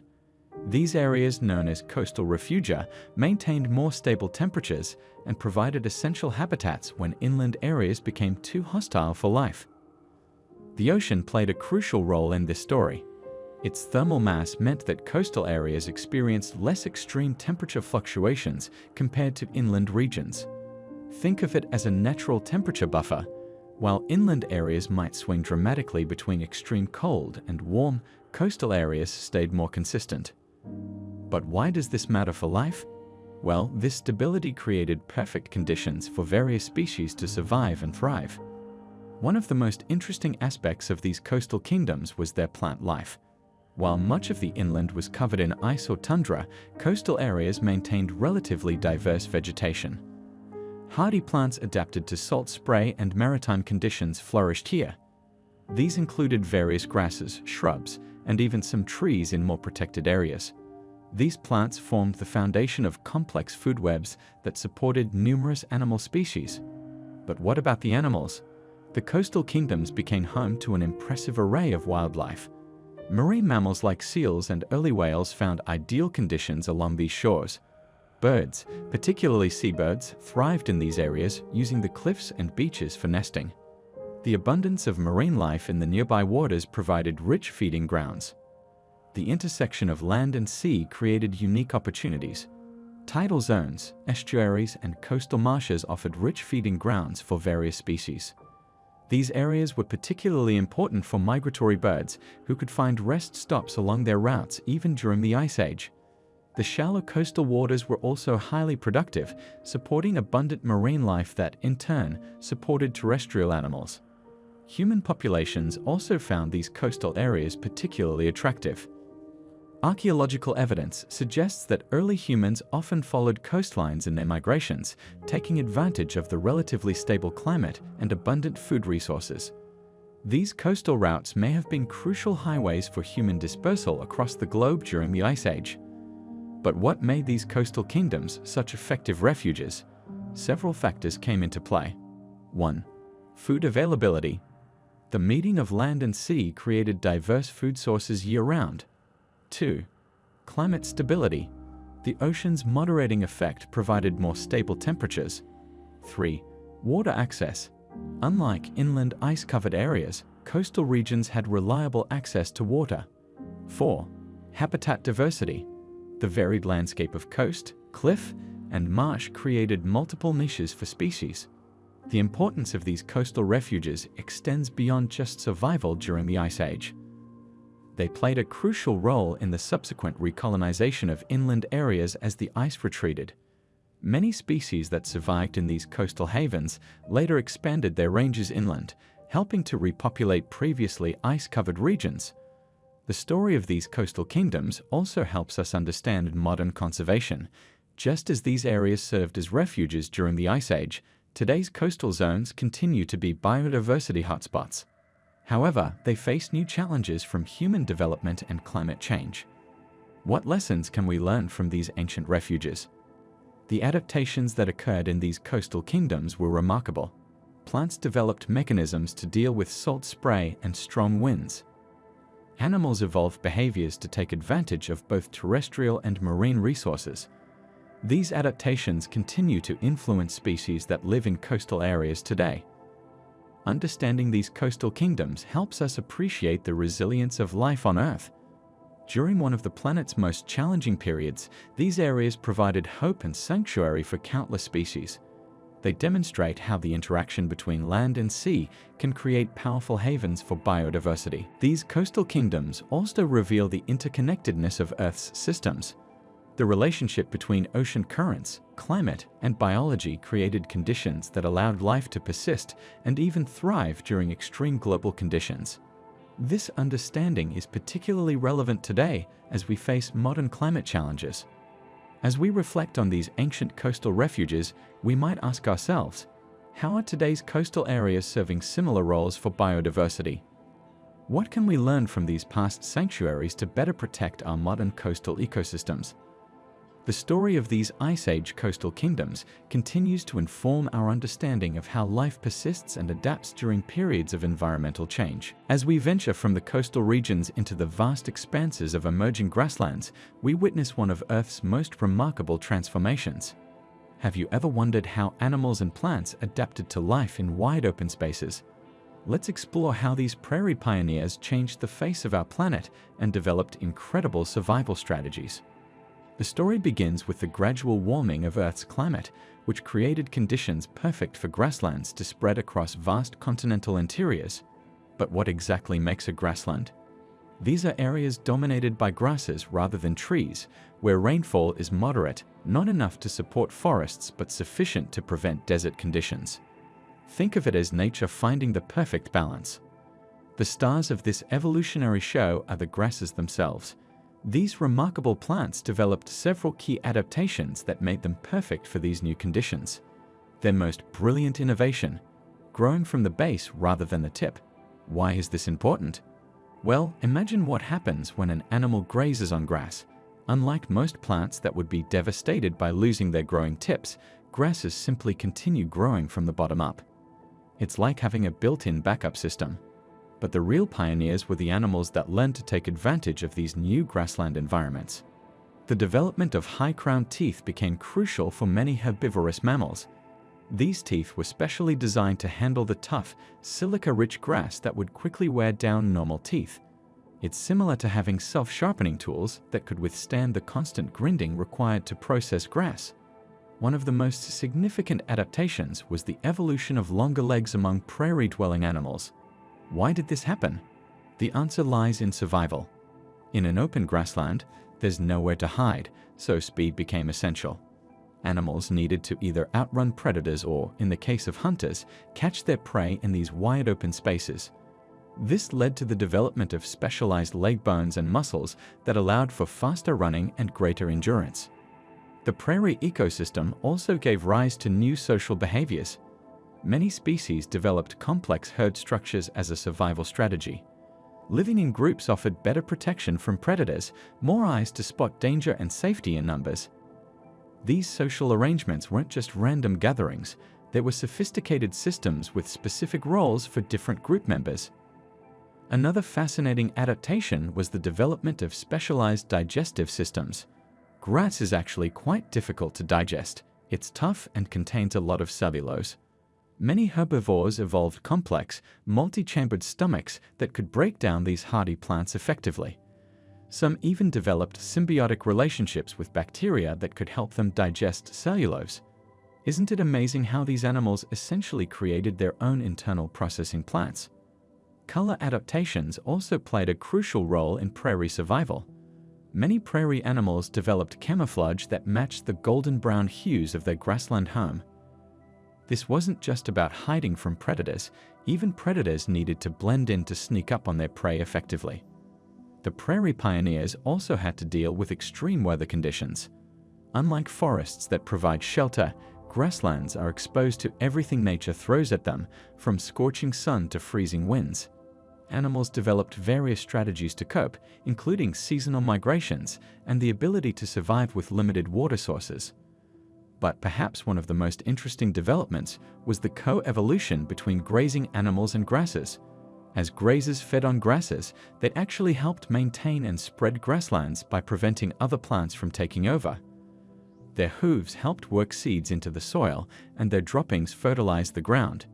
It was a perfect example of how species can shape their environment while being shaped by it. These adaptations didn't happen overnight. They were the result of countless generations of evolutionary trial and error. Each successful change was passed on, gradually creating species perfectly suited to grassland life. Think of it as nature's longest-running experiment in adaptation and survival. The legacy of these prairie pioneers continues today in modern grassland species. From the American bison to the African wildebeest, from zebras to prairie dogs, each species represents millions of years of evolutionary success stories. They remind us that adaptation and innovation are key to survival in changing environments. What makes this period particularly fascinating is how it demonstrates the interconnectedness of evolution. No species evolved in isolation. each adaptation in one species influenced and was influenced by changes in others. It was truly a dynamic period of Earth's history where the development of new habitats led to an explosion of evolutionary innovations. As we look at modern grasslands and their inhabitants, we're seeing the living results of these ancient adaptations. These ecosystems continue to evolve and adapt to new challenges, carrying forward the legacy of those first prairie pioneers who ventured out into the open grasslands and found ways to thrive there. As the grasslands expanded and evolved, a fascinating survival strategy emerged among various species: the art of den building and burrowing. This adaptation wasn't just a simple matter of digging holes. It represented a revolutionary approach to surviving in environments where protection from predators and harsh weather conditions was essential. Have you ever wondered why some animals choose to live underground? The answer lies in the numerous advantages that subterranean living provides. Underground dwellings offer consistent temperatures throughout the year, protection from extreme weather conditions, and safe spaces for raising young. But how did these remarkable adaptations develop? The evolution of burrowing behavior began as simple scratch digging, where animals would create temporary shelters. Over time, this behavior became more sophisticated, leading to the development of complex underground networks. These weren't just simple holes in the ground, they were elaborate systems of tunnels and chambers, each serving specific purposes.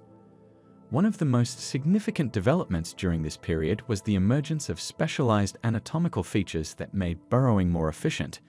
Animals developed stronger forelimbs, more powerful claws, and bodies that could more easily move through soil.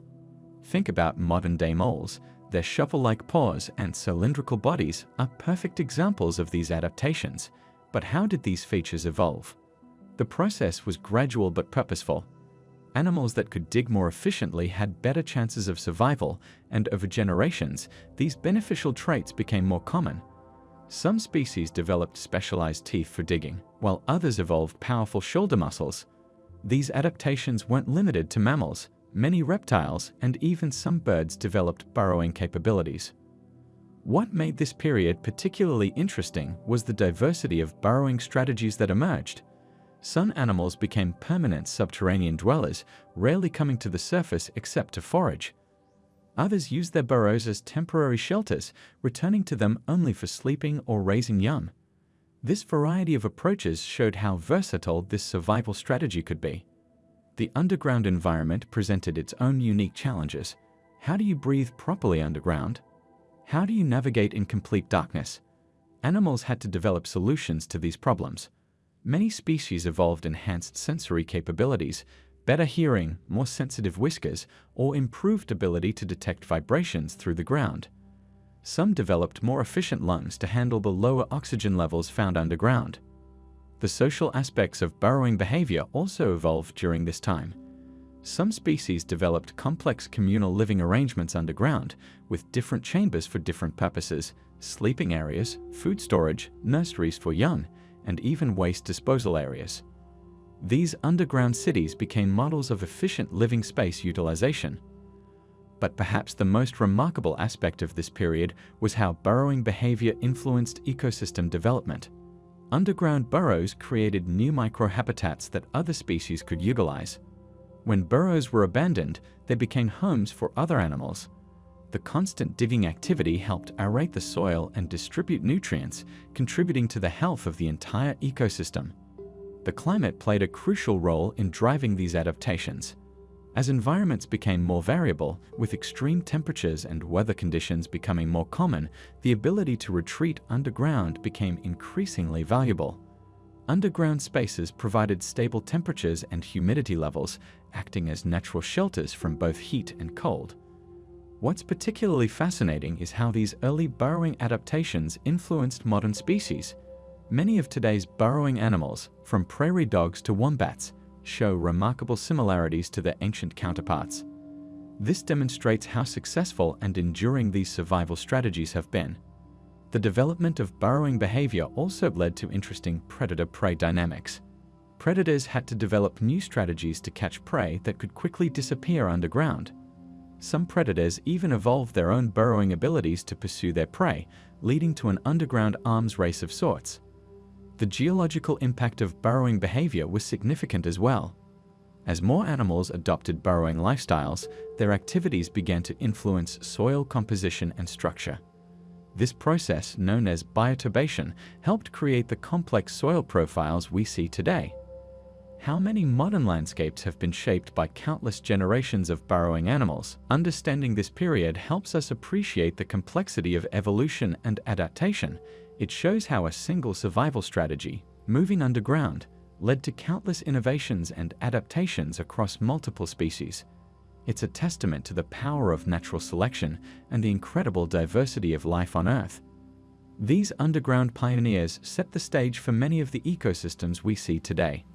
Their innovations in dealing with environmental challenges continue to influence modern species, and their impact on soil development has helped shape our current landscapes. What other survival strategies might have emerged from this period of innovation and adaptation? As we look at modern burrowing animals, we can see the legacy of these early adaptations. From the complex tunnel systems of naked mole rats to the engineering marvel of beaver lodges, the principles developed during this period continue to prove their worth. It's a remarkable example of how successful evolutionary adaptations can stand the test of time. Have you ever wondered why so many animals choose to live in groups rather than going solo? The answer lies in one of nature's most powerful survival strategies, social networking. But we're not talking about Facebook or Twitter here. This is about the original social networks that helped species survive through Earth's most challenging times. During the late Permian period, when conditions were becoming increasingly harsh, many species discovered that there was strength in numbers. This wasn't just a random choice, it was a critical adaptation that meant the difference between survival and extinction for many species. Let's explore how these ancient social networks operated and why they were so crucial for survival. One of the most fascinating aspects of group behavior during this period was the formation of mixed species communities. Just as today we might see different birds feeding together in your backyard, various species of therapsids, our distant ancestors, would often form loose associations with other species. Why did they do this? The answer is surprisingly practical.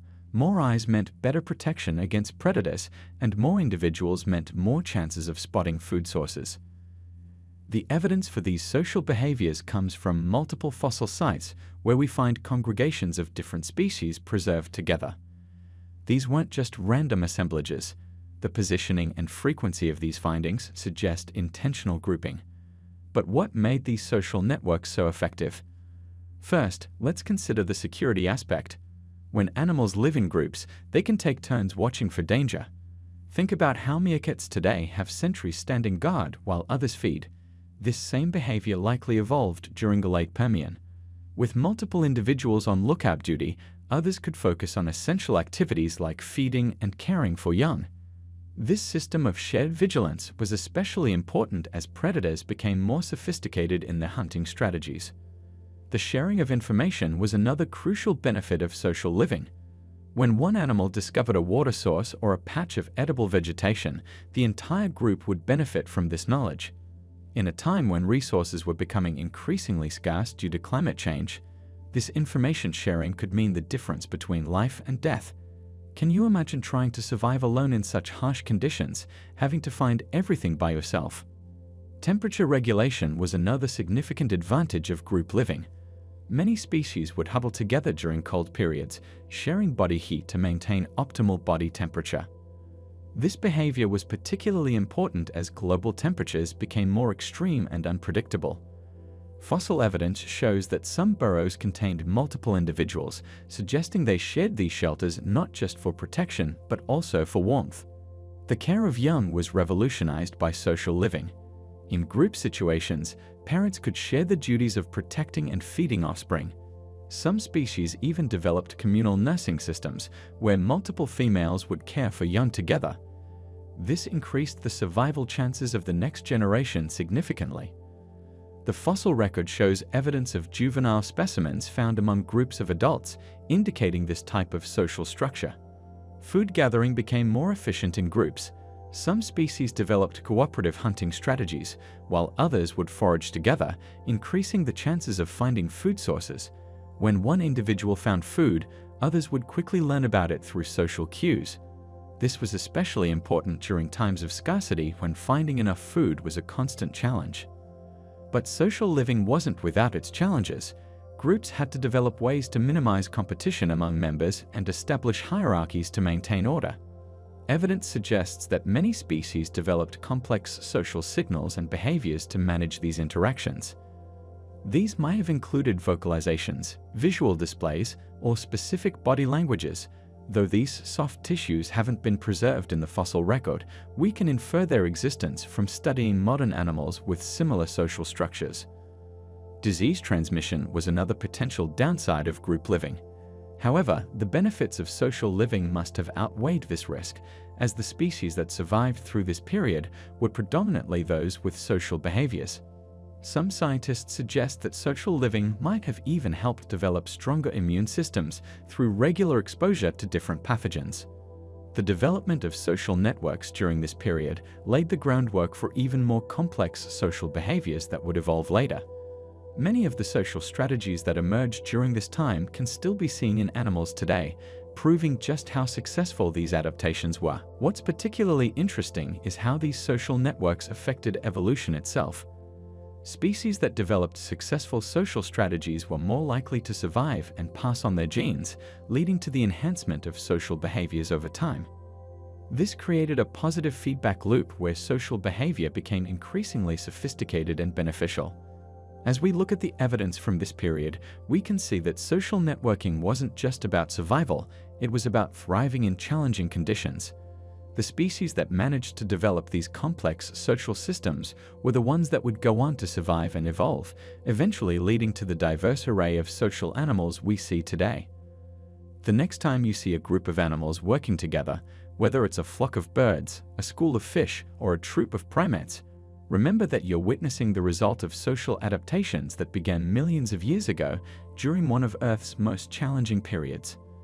These ancient social networks paved the way for the complex social behaviors we see in nature today, and ultimately in human society itself. In our previous exploration of social networks and group behavior, we discovered how species working together could overcome challenging conditions. Now let's dive into one of Earth's most extreme environments, the icy waters of frozen lakes and polar seas, and uncover how remarkable aquatic mammals have adapted to survive and thrive in these harsh conditions. Have you ever wondered how seals can swim in freezing waters without turning into ice cubes? Or how whales maintain their body temperature in the coldest seas on Earth? The story of aquatic mammals in icy waters is a testament to the incredible adaptability of life on our planet. Let's start with the fundamental challenge. Water conducts heat away from the body 25 times faster than air. This means that any warm-blooded animal swimming in near-freezing waters faces an enormous challenge to maintain its core body temperature.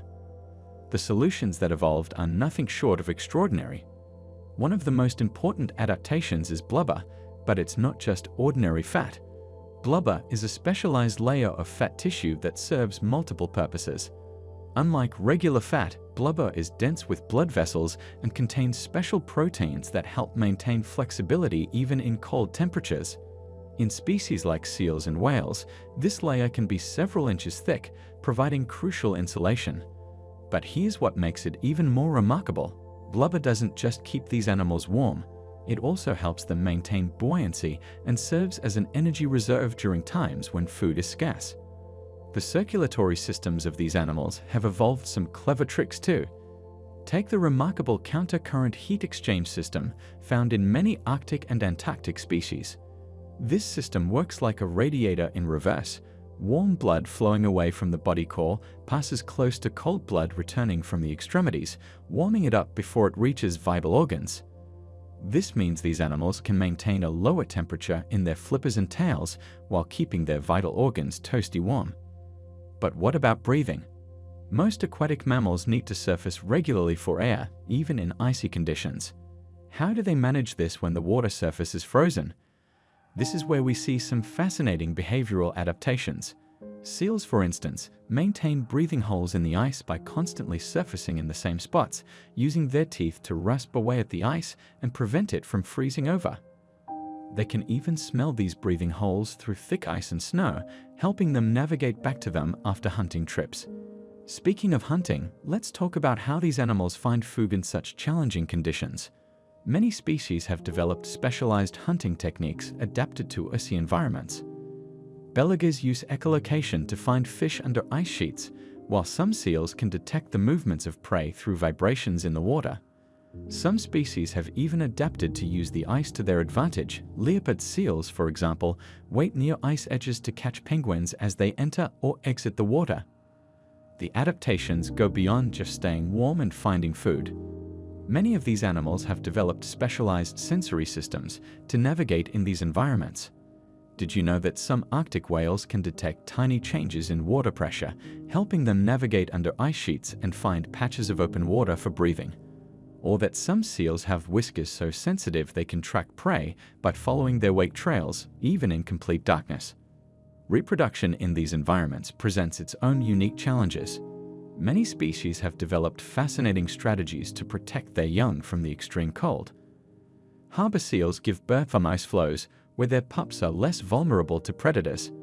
The mothers produce extremely rich milk, containing up to 50% fat compared to the 4% in human milk, allowing their pups to develop a protective blubber layer quickly. One of the most remarkable aspects of these adaptations is how they've evolved over millions of years. The fossil record shows us that many of these features developed gradually as Earth's climate underwent various cooling periods. This evolutionary history is written not just in bones, but in genes. Modern genetic studies have revealed specific genes that help these animals produce special proteins that work efficiently in cold conditions, and others that help them metabolize their unique high-fat diets. These adaptations aren't just interesting from a biological perspective. They're increasingly relevant to our understanding of climate change. As Arctic and Antarctic environments warm and ice patterns change, these specialized adaptations face new challenges. How will animals that depend on ice for breeding and hunting adapt to reduced ice coverage? What happens to species that have evolved such specific adaptations when their environment rapidly changes? The legacy of frozen lakes and icy seas is one of remarkable innovation in the face of extreme challenges. From specialized fat tissues to complex circulatory systems, from unique hunting strategies to remarkable reproductive adaptations, these animals demonstrate nature's incredible capacity for finding solutions to seemingly impossible problems. As we face our own environmental challenges, perhaps there are lessons to be learned from these masters of cold water survival. The story of these aquatic mammals reminds us that life finds a way, even in the most challenging conditions. But it also reminds us of the delicate balance that exists in these ecosystems and the importance of preserving these environments for future generations. What other secrets might these icy waters hold? And what can we learn from these remarkable adaptations as we face our own environmental challenges? Have you ever wondered why some animals thrive in complete darkness while others struggle to function without light? The fascinating world of nocturnal creatures reveals an incredible story of evolution and adaptation that has enabled certain species to master the art of nighttime survival. Let's explore how these remarkable night hunters have developed specialized features that give them distinct advantages in the darkness. The story begins with understanding what makes nocturnal life possible and how these adaptations have evolved over millions of years. First, let's consider vision adaptations. Nocturnal animals have developed extraordinarily large eyes relative to their body size. But why? The answer lies in their need to capture as much available light as possible. These enlarged eyes contain a higher number of rod cells, specialized photoreceptors that are extremely sensitive to light. Take the tarsier, for instance, whose eyes are so large that they can't even move them in their sockets. Each eye is actually as large as its entire brain, making it perfectly equipped for spotting prey in the dark. But enhanced vision is just the beginning. Many nocturnal hunters have developed a remarkable structure called the tapetum lucidum. Have you ever noticed how cats' eyes seem to glow in the dark? This isn't magic, it's the tapetum lucidum in action. This specialized layer of tissue sits behind the retina and acts like a mirror, reflecting light back through the eye for a second chance at detection. This gives nocturnal animals the ability to see up to 6 times better in darkness than their diurnal, day-active counterparts. Sound plays an equally crucial role in nocturnal hunting. Consider the owl, a master of silent flight and acoustic hunting. Their specialized feathers have evolved to eliminate the sound of air rushing over their wings, allowing them to approach prey undetected. Their facial disc feathers are arranged in a precise pattern that functions like a satellite dish, collecting and focusing sound waves toward their ears. Did you know that many owls have asymmetrically positioned ear openings? This arrangement allows them to pinpoint prey location with remarkable accuracy, even in complete darkness. The evolution of echolocation represents perhaps the most sophisticated nocturnal hunting adaptation. Bats, for example, emit high-frequency sound waves that bounce off objects in their environment. By analyzing the returning echoes, they create detailed mental maps of their surroundings. This biological sonar is so precise that bats can detect objects as thin as a human hair and distinguish between different types of insects while flying at high speeds. Many nocturnal hunters have also developed enhanced olfactory capabilities. The African palm civet, for instance, has a highly developed sense of smell that allows it to detect ripe fruit and small prey in complete darkness. Similarly, many nocturnal snakes have evolved heat-sensing pit organs that can detect the infrared radiation emitted by warm-blooded prey, effectively giving them night vision through temperature detection. Physical adaptations extend beyond sensory improvements. Nocturnal hunters often possess specialized body structures that enhance their hunting efficiency. Many have developed enlarged paw pads with sensitive whiskers or vibrissa that can detect the slightest movements of prey. Their fur or feathers have often evolved to be softer and more insulated, allowing for silent movement through their environment. The timing of activity patterns is another crucial adaptation. Nocturnal hunters have developed internal biological clocks that are precisely synchronized with the day-night cycle.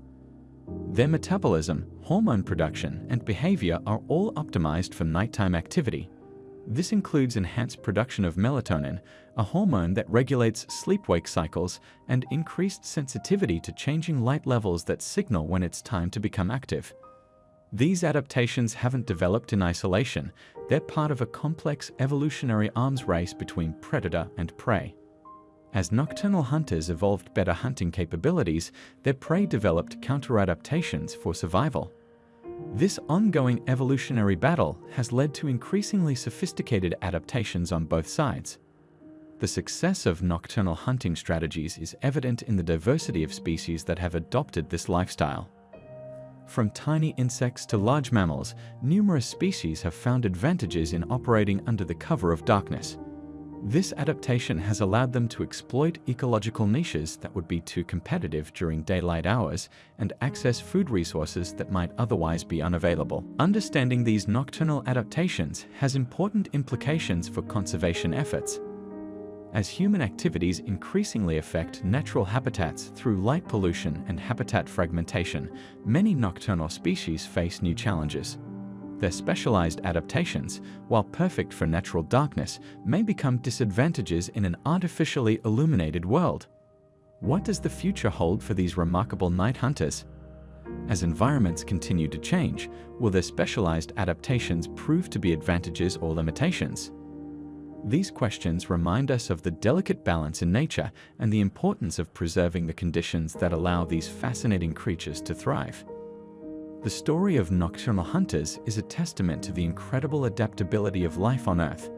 Through millions of years of evolution, these species have developed remarkable solutions to the challenges of hunting in darkness, creating some of the most sophisticated and specialized organisms on our planet. As we journey through the story of Earth's dramatic climate shifts, we arrive at a crucial chapter that demonstrates nature's remarkable resilience. During the height of glaciation, when vast ice sheets covered much of the northern hemisphere, certain areas became vital sanctuaries for life. These protected valleys, sheltered from the harsh conditions of the Ice Age, played an essential role in preserving biodiversity. But how exactly did these sanctuaries form, and why were they so important? Let's begin by understanding what made these valleys special. During peak glaciation periods, valleys that were protected by surrounding mountains or geological features created unique microclimates. These areas, often called refugia by scientists, maintained warmer temperatures and more stable conditions than the surrounding frozen landscape. Think of them as nature's emergency shelters, providing a safe haven for countless species that would otherwise have perished in the extreme cold. Have you ever wondered how some species managed to survive when most of their habitat was covered in ice? The answer lies in these valley sanctuaries. These areas acted like natural greenhouses, where the surrounding terrain provided protection from harsh winds and maintained slightly higher temperatures. The valley walls would absorb heat during the day and release it slowly, creating a more moderate environment than the ice-covered regions around them. The valley sanctuaries weren't just random safe spots, they were complex ecosystems that supported intricate webs of life. Within these protected areas, plants and animals that had been forced from their original habitats came together, creating unique communities that had never existed before. This concentration of life in restricted areas led to interesting adaptations and interactions between species that normally wouldn't have encountered each other.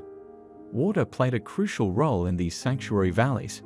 As the surrounding ice sheets slowly melted during warmer periods, they fed streams and rivers that flowed into these protected areas. This consistent water supply, combined with the sheltered environment, allowed plants to continue growing even as the rest of the landscape was locked in ice. The presence of flowing water also created microhabitats along riverbanks and in wetland areas, further increasing the diversity of life these valleys could support. One of the most fascinating aspects of these valley sanctuaries was their role as genetic banks. These areas preserved populations of plants and animals that would later recolonize surrounding regions when the ice retreated. Think of them as nature's backup plan, keeping species alive until conditions improved. Many of the plants and animals we see today in formerly glaciated regions are descendants of populations that survived in these protected valleys. The soil in these valleys was particularly important. While much of the surrounding landscape was scored by ice or frozen solid, the protected valleys maintained active soil ecosystems. This meant that important processes like decomposition and nutrient cycling could continue, supporting plant life and, by extension, the animals that depended on those plants. The soil also preserved seeds and other plant materials, creating a natural seed bank that would prove vital for post-glacial recovery. But what made some valleys better sanctuaries than others? Several factors came into play. The orientation of the valley was crucial. Those facing south typically received more sunlight and warmth. The height and arrangement of surrounding mountains affected how well the valley was protected from cold winds and storms. The presence of geological features like hot springs or geothermal activity could also create pockets of warmth that supported life. The valley sanctuaries weren't just important for preserving individual species, they played a crucial role in maintaining biodiversity on a larger scale. By keeping multiple species alive in close proximity, they allowed for continued evolution and adaptation. Some species developed new traits in response to their confined environment, while others formed new relationships with species they hadn't previously encountered. The legacy of these valley sanctuaries continues to influence our world today. Many areas that served as glacial refugia are now recognized as biodiversity hotspots, containing unique assemblages of species and high levels of endemism, species found nowhere else. Scientists study these areas to understand how ecosystems respond to climate change and how species survive during periods of environmental stress. These valley sanctuaries teach us an important lesson about resilience in nature. Even during the most extreme environmental conditions, life finds ways to persist and adapt. The story of these protected valleys reminds us that sometimes the key to survival isn't just about being the strongest or most adaptable, it's also about being in the right place at the right time. Understanding how these valley sanctuaries functioned during peak glaciation helps us appreciate the complexity of Earth's climate history and the remarkable ways in which life responds to environmental challenges. As we face modern climate changes, these ancient survival stories provide valuable insights into how ecosystems might respond and adapt to future environmental challenges. What other secrets might these ancient sanctuaries hold, and what can they teach us about preserving biodiversity in our changing world? As we delve into the fascinating world of winter survival strategies, let's explore how different species have developed remarkable adaptations to endure the harshest cold seasons. Have you ever wondered how animals manage to survive when temperatures plummet and food becomes scarce? The answers reveal nature's incredible ingenuity. Winter survival strategies can be broadly categorized into three main approaches: physiological adaptations, behavioral modifications, and physical changes. Each of these represents millions of years of evolutionary refinement, resulting in highly specialized solutions for surviving extreme conditions. Let's start with physiological adaptations, which are perhaps the most remarkable. Many animals have developed the ability to alter their internal body processes during winter. Take, for example, the wood frog, which has evolved one of the most extreme survival mechanisms known to science. These remarkable amphibians can actually allow up to 65% of their body to freeze solid during winter. How do they manage this seemingly impossible feat? Their bodies produce a natural antifreeze compound made of glucose, which prevents fatal ice crystal formation in their vital organs. When spring arrives, they simply thaw out and resume their normal activities. Bears represent another fascinating example of physiological adaptation through hibernation. But did you know that true hibernation is different from regular sleep? During hibernation, a bear's heart rate drops from 40 to 50 beats per minute to just 8 to 12 beats per minute. Their body temperature decreases by several degrees, and their metabolic rate slows dramatically. This allows them to survive for months without eating, drinking, urinating, or defecating. They can lose up to 30% of their body weight during this period, yet emerge healthy in spring. Behavioral adaptations represent another crucial survival strategy. Many species have developed specific behaviors that help them cope with winter conditions. Consider the emperor penguin's remarkable huddling behavior. These birds form tight groups of up to several thousand individuals, taking turns moving from the colder outer edges to the warmer center of the group. This rotation ensures that no single penguin bears the full brunt of the extreme Antarctic cold for too long. The temperature at the center of these huddles can reach up to 37 degrees Celsius, 98.6 degrees Fahrenheit, even when external temperatures drop below -60 degrees Celsius, -76 degrees Fahrenheit.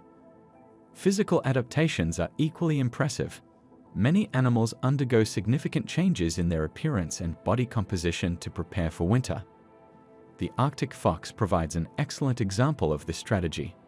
These animals don't just grow a thicker coat, they actually change their fur color from brown to white, providing perfect camouflage in snowy conditions. Their fur becomes not only thicker, but also changes structure, with each hair containing tiny air pockets that provide superior insulation. Some insects have developed perhaps the most extreme winter survival strategy of all: supercooling. How do they manage to survive when their bodies are mostly water, which should freeze at 0 degrees Celsius, 32 degrees Fahrenheit?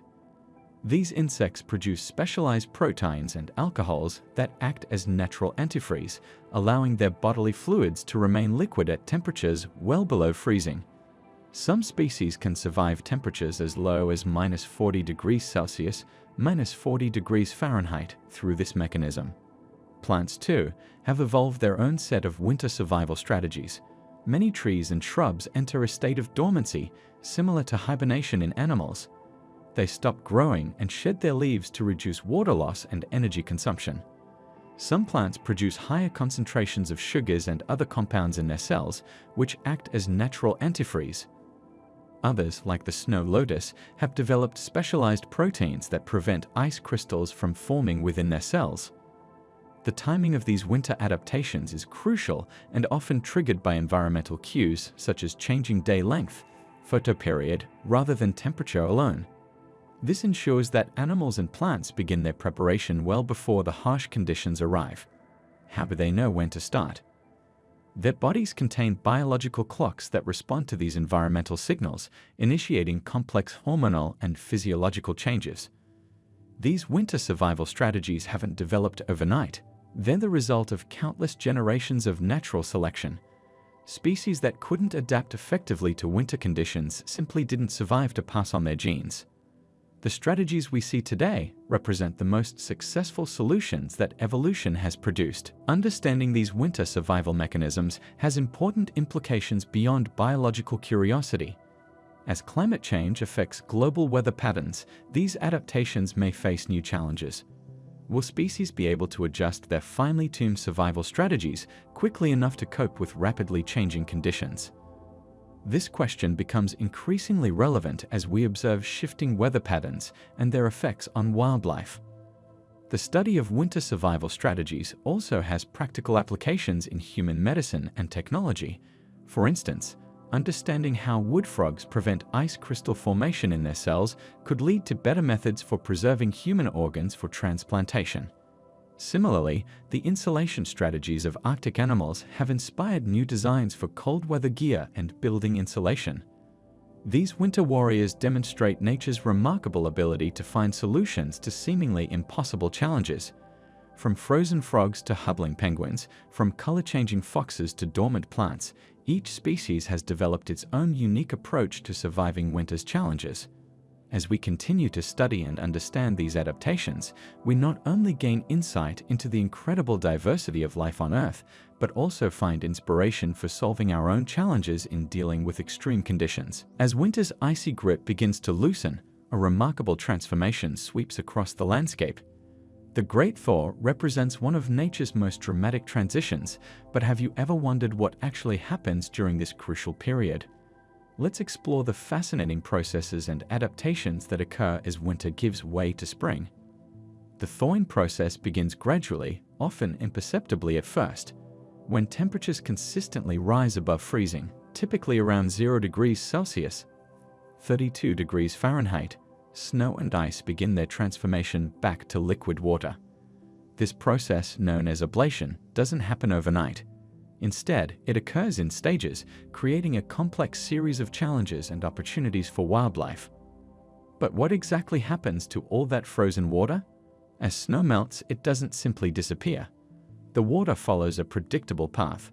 First, it saturates the snowpack, making it heavier and denser. This creates what scientists call ripe snow, snow that's ready to release its liquid water content. This meltwater then begins its journey, either seeping into the soil or running off into streams and rivers. For animals that have adapted to winter conditions, this transition period presents both challenges and opportunities. Take, for example, the snowshoe hare. Remember those white winter coats that provided such excellent camouflage during the snowy months? During the thaw, these animals begin a remarkable transformation. Their fur gradually changes back to brown, but this process takes time. Have you ever considered the vulnerability these animals face during this transition?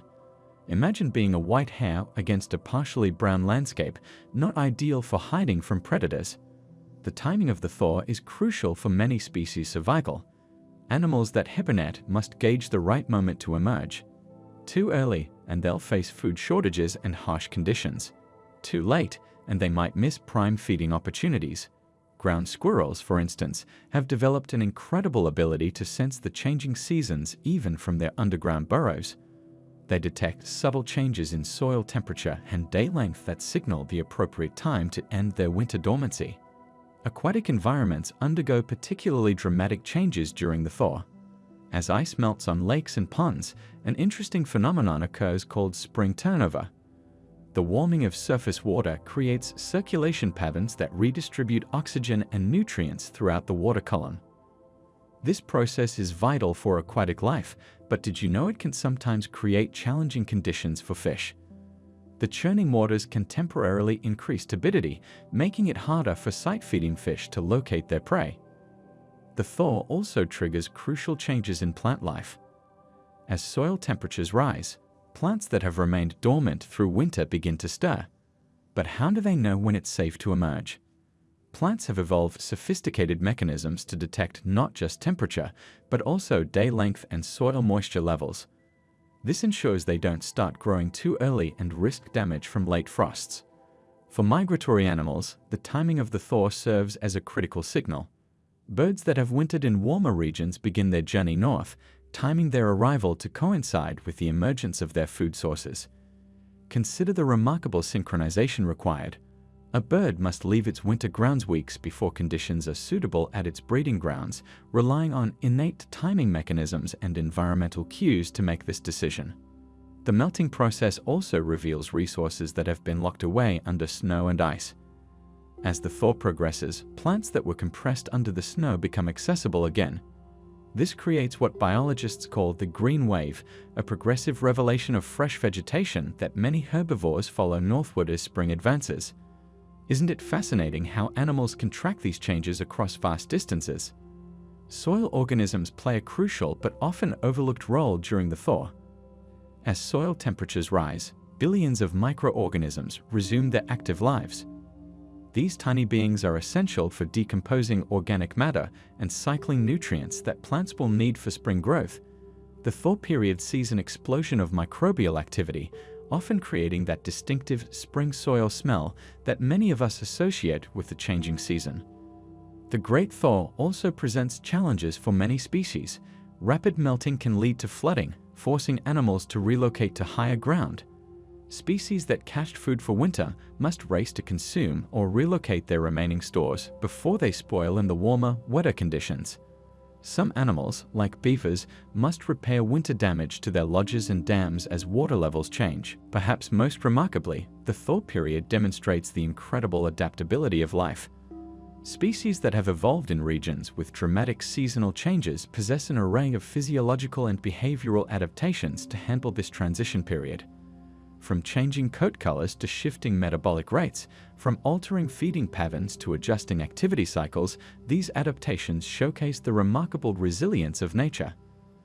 The Great Thaw serves as a powerful reminder of the dynamic nature of ecosystems and the intricate relationships between temperature, water, and life.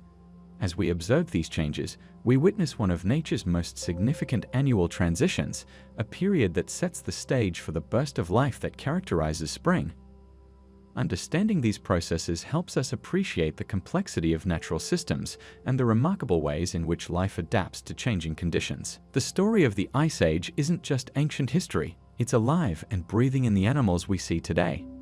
Have you ever wondered why certain animals look and behave the way they do? Many of these characteristics are direct inheritances from their Ice Age ancestors, shaped by the harsh conditions they endured thousands of years ago. Let's begin with one of the most fascinating legacies: thick fur and specialized fat storage. Many modern mammals, particularly those living in colder regions, still carry these adaptations from their Ice Age ancestors. Take the Arctic fox, for example. Its incredibly dense fur and the ability to store fat efficiently aren't random traits. They're direct inheritances from Ice Age predecessors who needed these features to survive in extreme cold. These same adaptations help modern Arctic foxes survive in temperatures as low as -50 degrees Celsius, -58 degrees Fahrenheit. But what about mammals in warmer climates? Surprisingly, many of them also carry Ice Age adaptations. Consider the modern elephant, a descendant of the woolly mammoth. While it no longer needs thick fur in its warm habitat, it retained other crucial adaptations: large body size, complex social structures, and remarkable intelligence. These traits, which helped mammoths survive the harsh Ice Age conditions, continue to benefit modern elephants in their current environments. Migration patterns represent another significant Ice Age legacy. Many modern mammals continue to follow ancient migration routes established during the Ice Age, even though the landscapes have dramatically changed. The caribou of North America, for instance, still traverse hundreds of miles annually, following paths their ancestors took when avoiding advancing glaciers. This behavior is literally encoded in their DNA, passed down through countless generations. One of the most intriguing Ice Age legacies involves behavioral adaptations. Have you noticed how many mammals are crepuscular, active during dawn and dusk, or nocturnal? This behavior pattern often traces back to Ice Age survival strategies. During the Ice Age, these times of day offered the best balance between temperature and visibility for hunting or foraging. Modern species maintained these activity patterns, finding them equally advantageous in today's world. The Ice Age also left its mark on mammals' metabolic processes. Many modern species possess what scientists call metabolic flexibility, the ability to significantly slow down their metabolism during food scarcity. Bears, for example, can enter a state of hibernation, a trait developed during the Ice Age when food was scarce during long winters. This adaptation hasn't just persisted, it's become crucial for survival in modern environments where seasonal changes still affect food availability. Social behaviors in modern mammals also reflect Ice Age influences. Pack hunting, seen in wolves and other social predators, became established during the Ice Age when taking down large prey required cooperation. These social bonds extended beyond hunting to include caring for young and defending territory, behaviors we still observe in many modern species. Perhaps most fascinating is the legacy of brain development. The challenging conditions of the Ice Age favored animals with greater problem-solving abilities and adaptability. This selection for intelligence is reflected in the relatively large brain sizes of many modern mammals compared to other animal groups. Consider the remarkable intelligence of dolphins, elephants, and primates, all descendants of species that survived the Ice Age. Physical adaptations from the Ice Age persist in surprising ways. Many modern mammals retain specialized feet and limbs that evolved for walking on ice and snow. The wide, furry paws of the Canadian lynx, for example, act like natural snowshoes, a direct inheritance from their Ice Age ancestors who needed to move efficiently across snowy terrain. The Ice Age also influenced modern mammals' reproductive strategies. Many species still time their breeding to ensure offspring are born during optimal conditions, a critical adaptation during the Ice Age, when timing could mean the difference between survival and extinction. This careful reproductive timing remains evident in species like deer, whose fawns are typically born in spring when food is most abundant. Even dietary adaptations from the Ice Age continue to influence modern species. Many herbivores developed specialized digestive systems to process tough, fibrous vegetation, the primary food available during glacial periods. These adaptations remain useful today, allowing animals like deer and cattle to digest complex plant materials efficiently. Looking at modern mammals, we're essentially observing living museums of Ice Age adaptations. Every feature, from physical characteristics to behavioral patterns, tells a story of survival during one of Earth's most challenging periods. These adaptations, refined over thousands of years, continue to prove their worth in today's changing world. As we face modern climate challenges, understanding these Ice Age legacies becomes increasingly important. How will these ancient adaptations help or hinder species as they face new environmental challenges? The answer lies in studying these remarkable survivors and their incredible journey through time, carrying the legacy of the Ice Age into our modern world.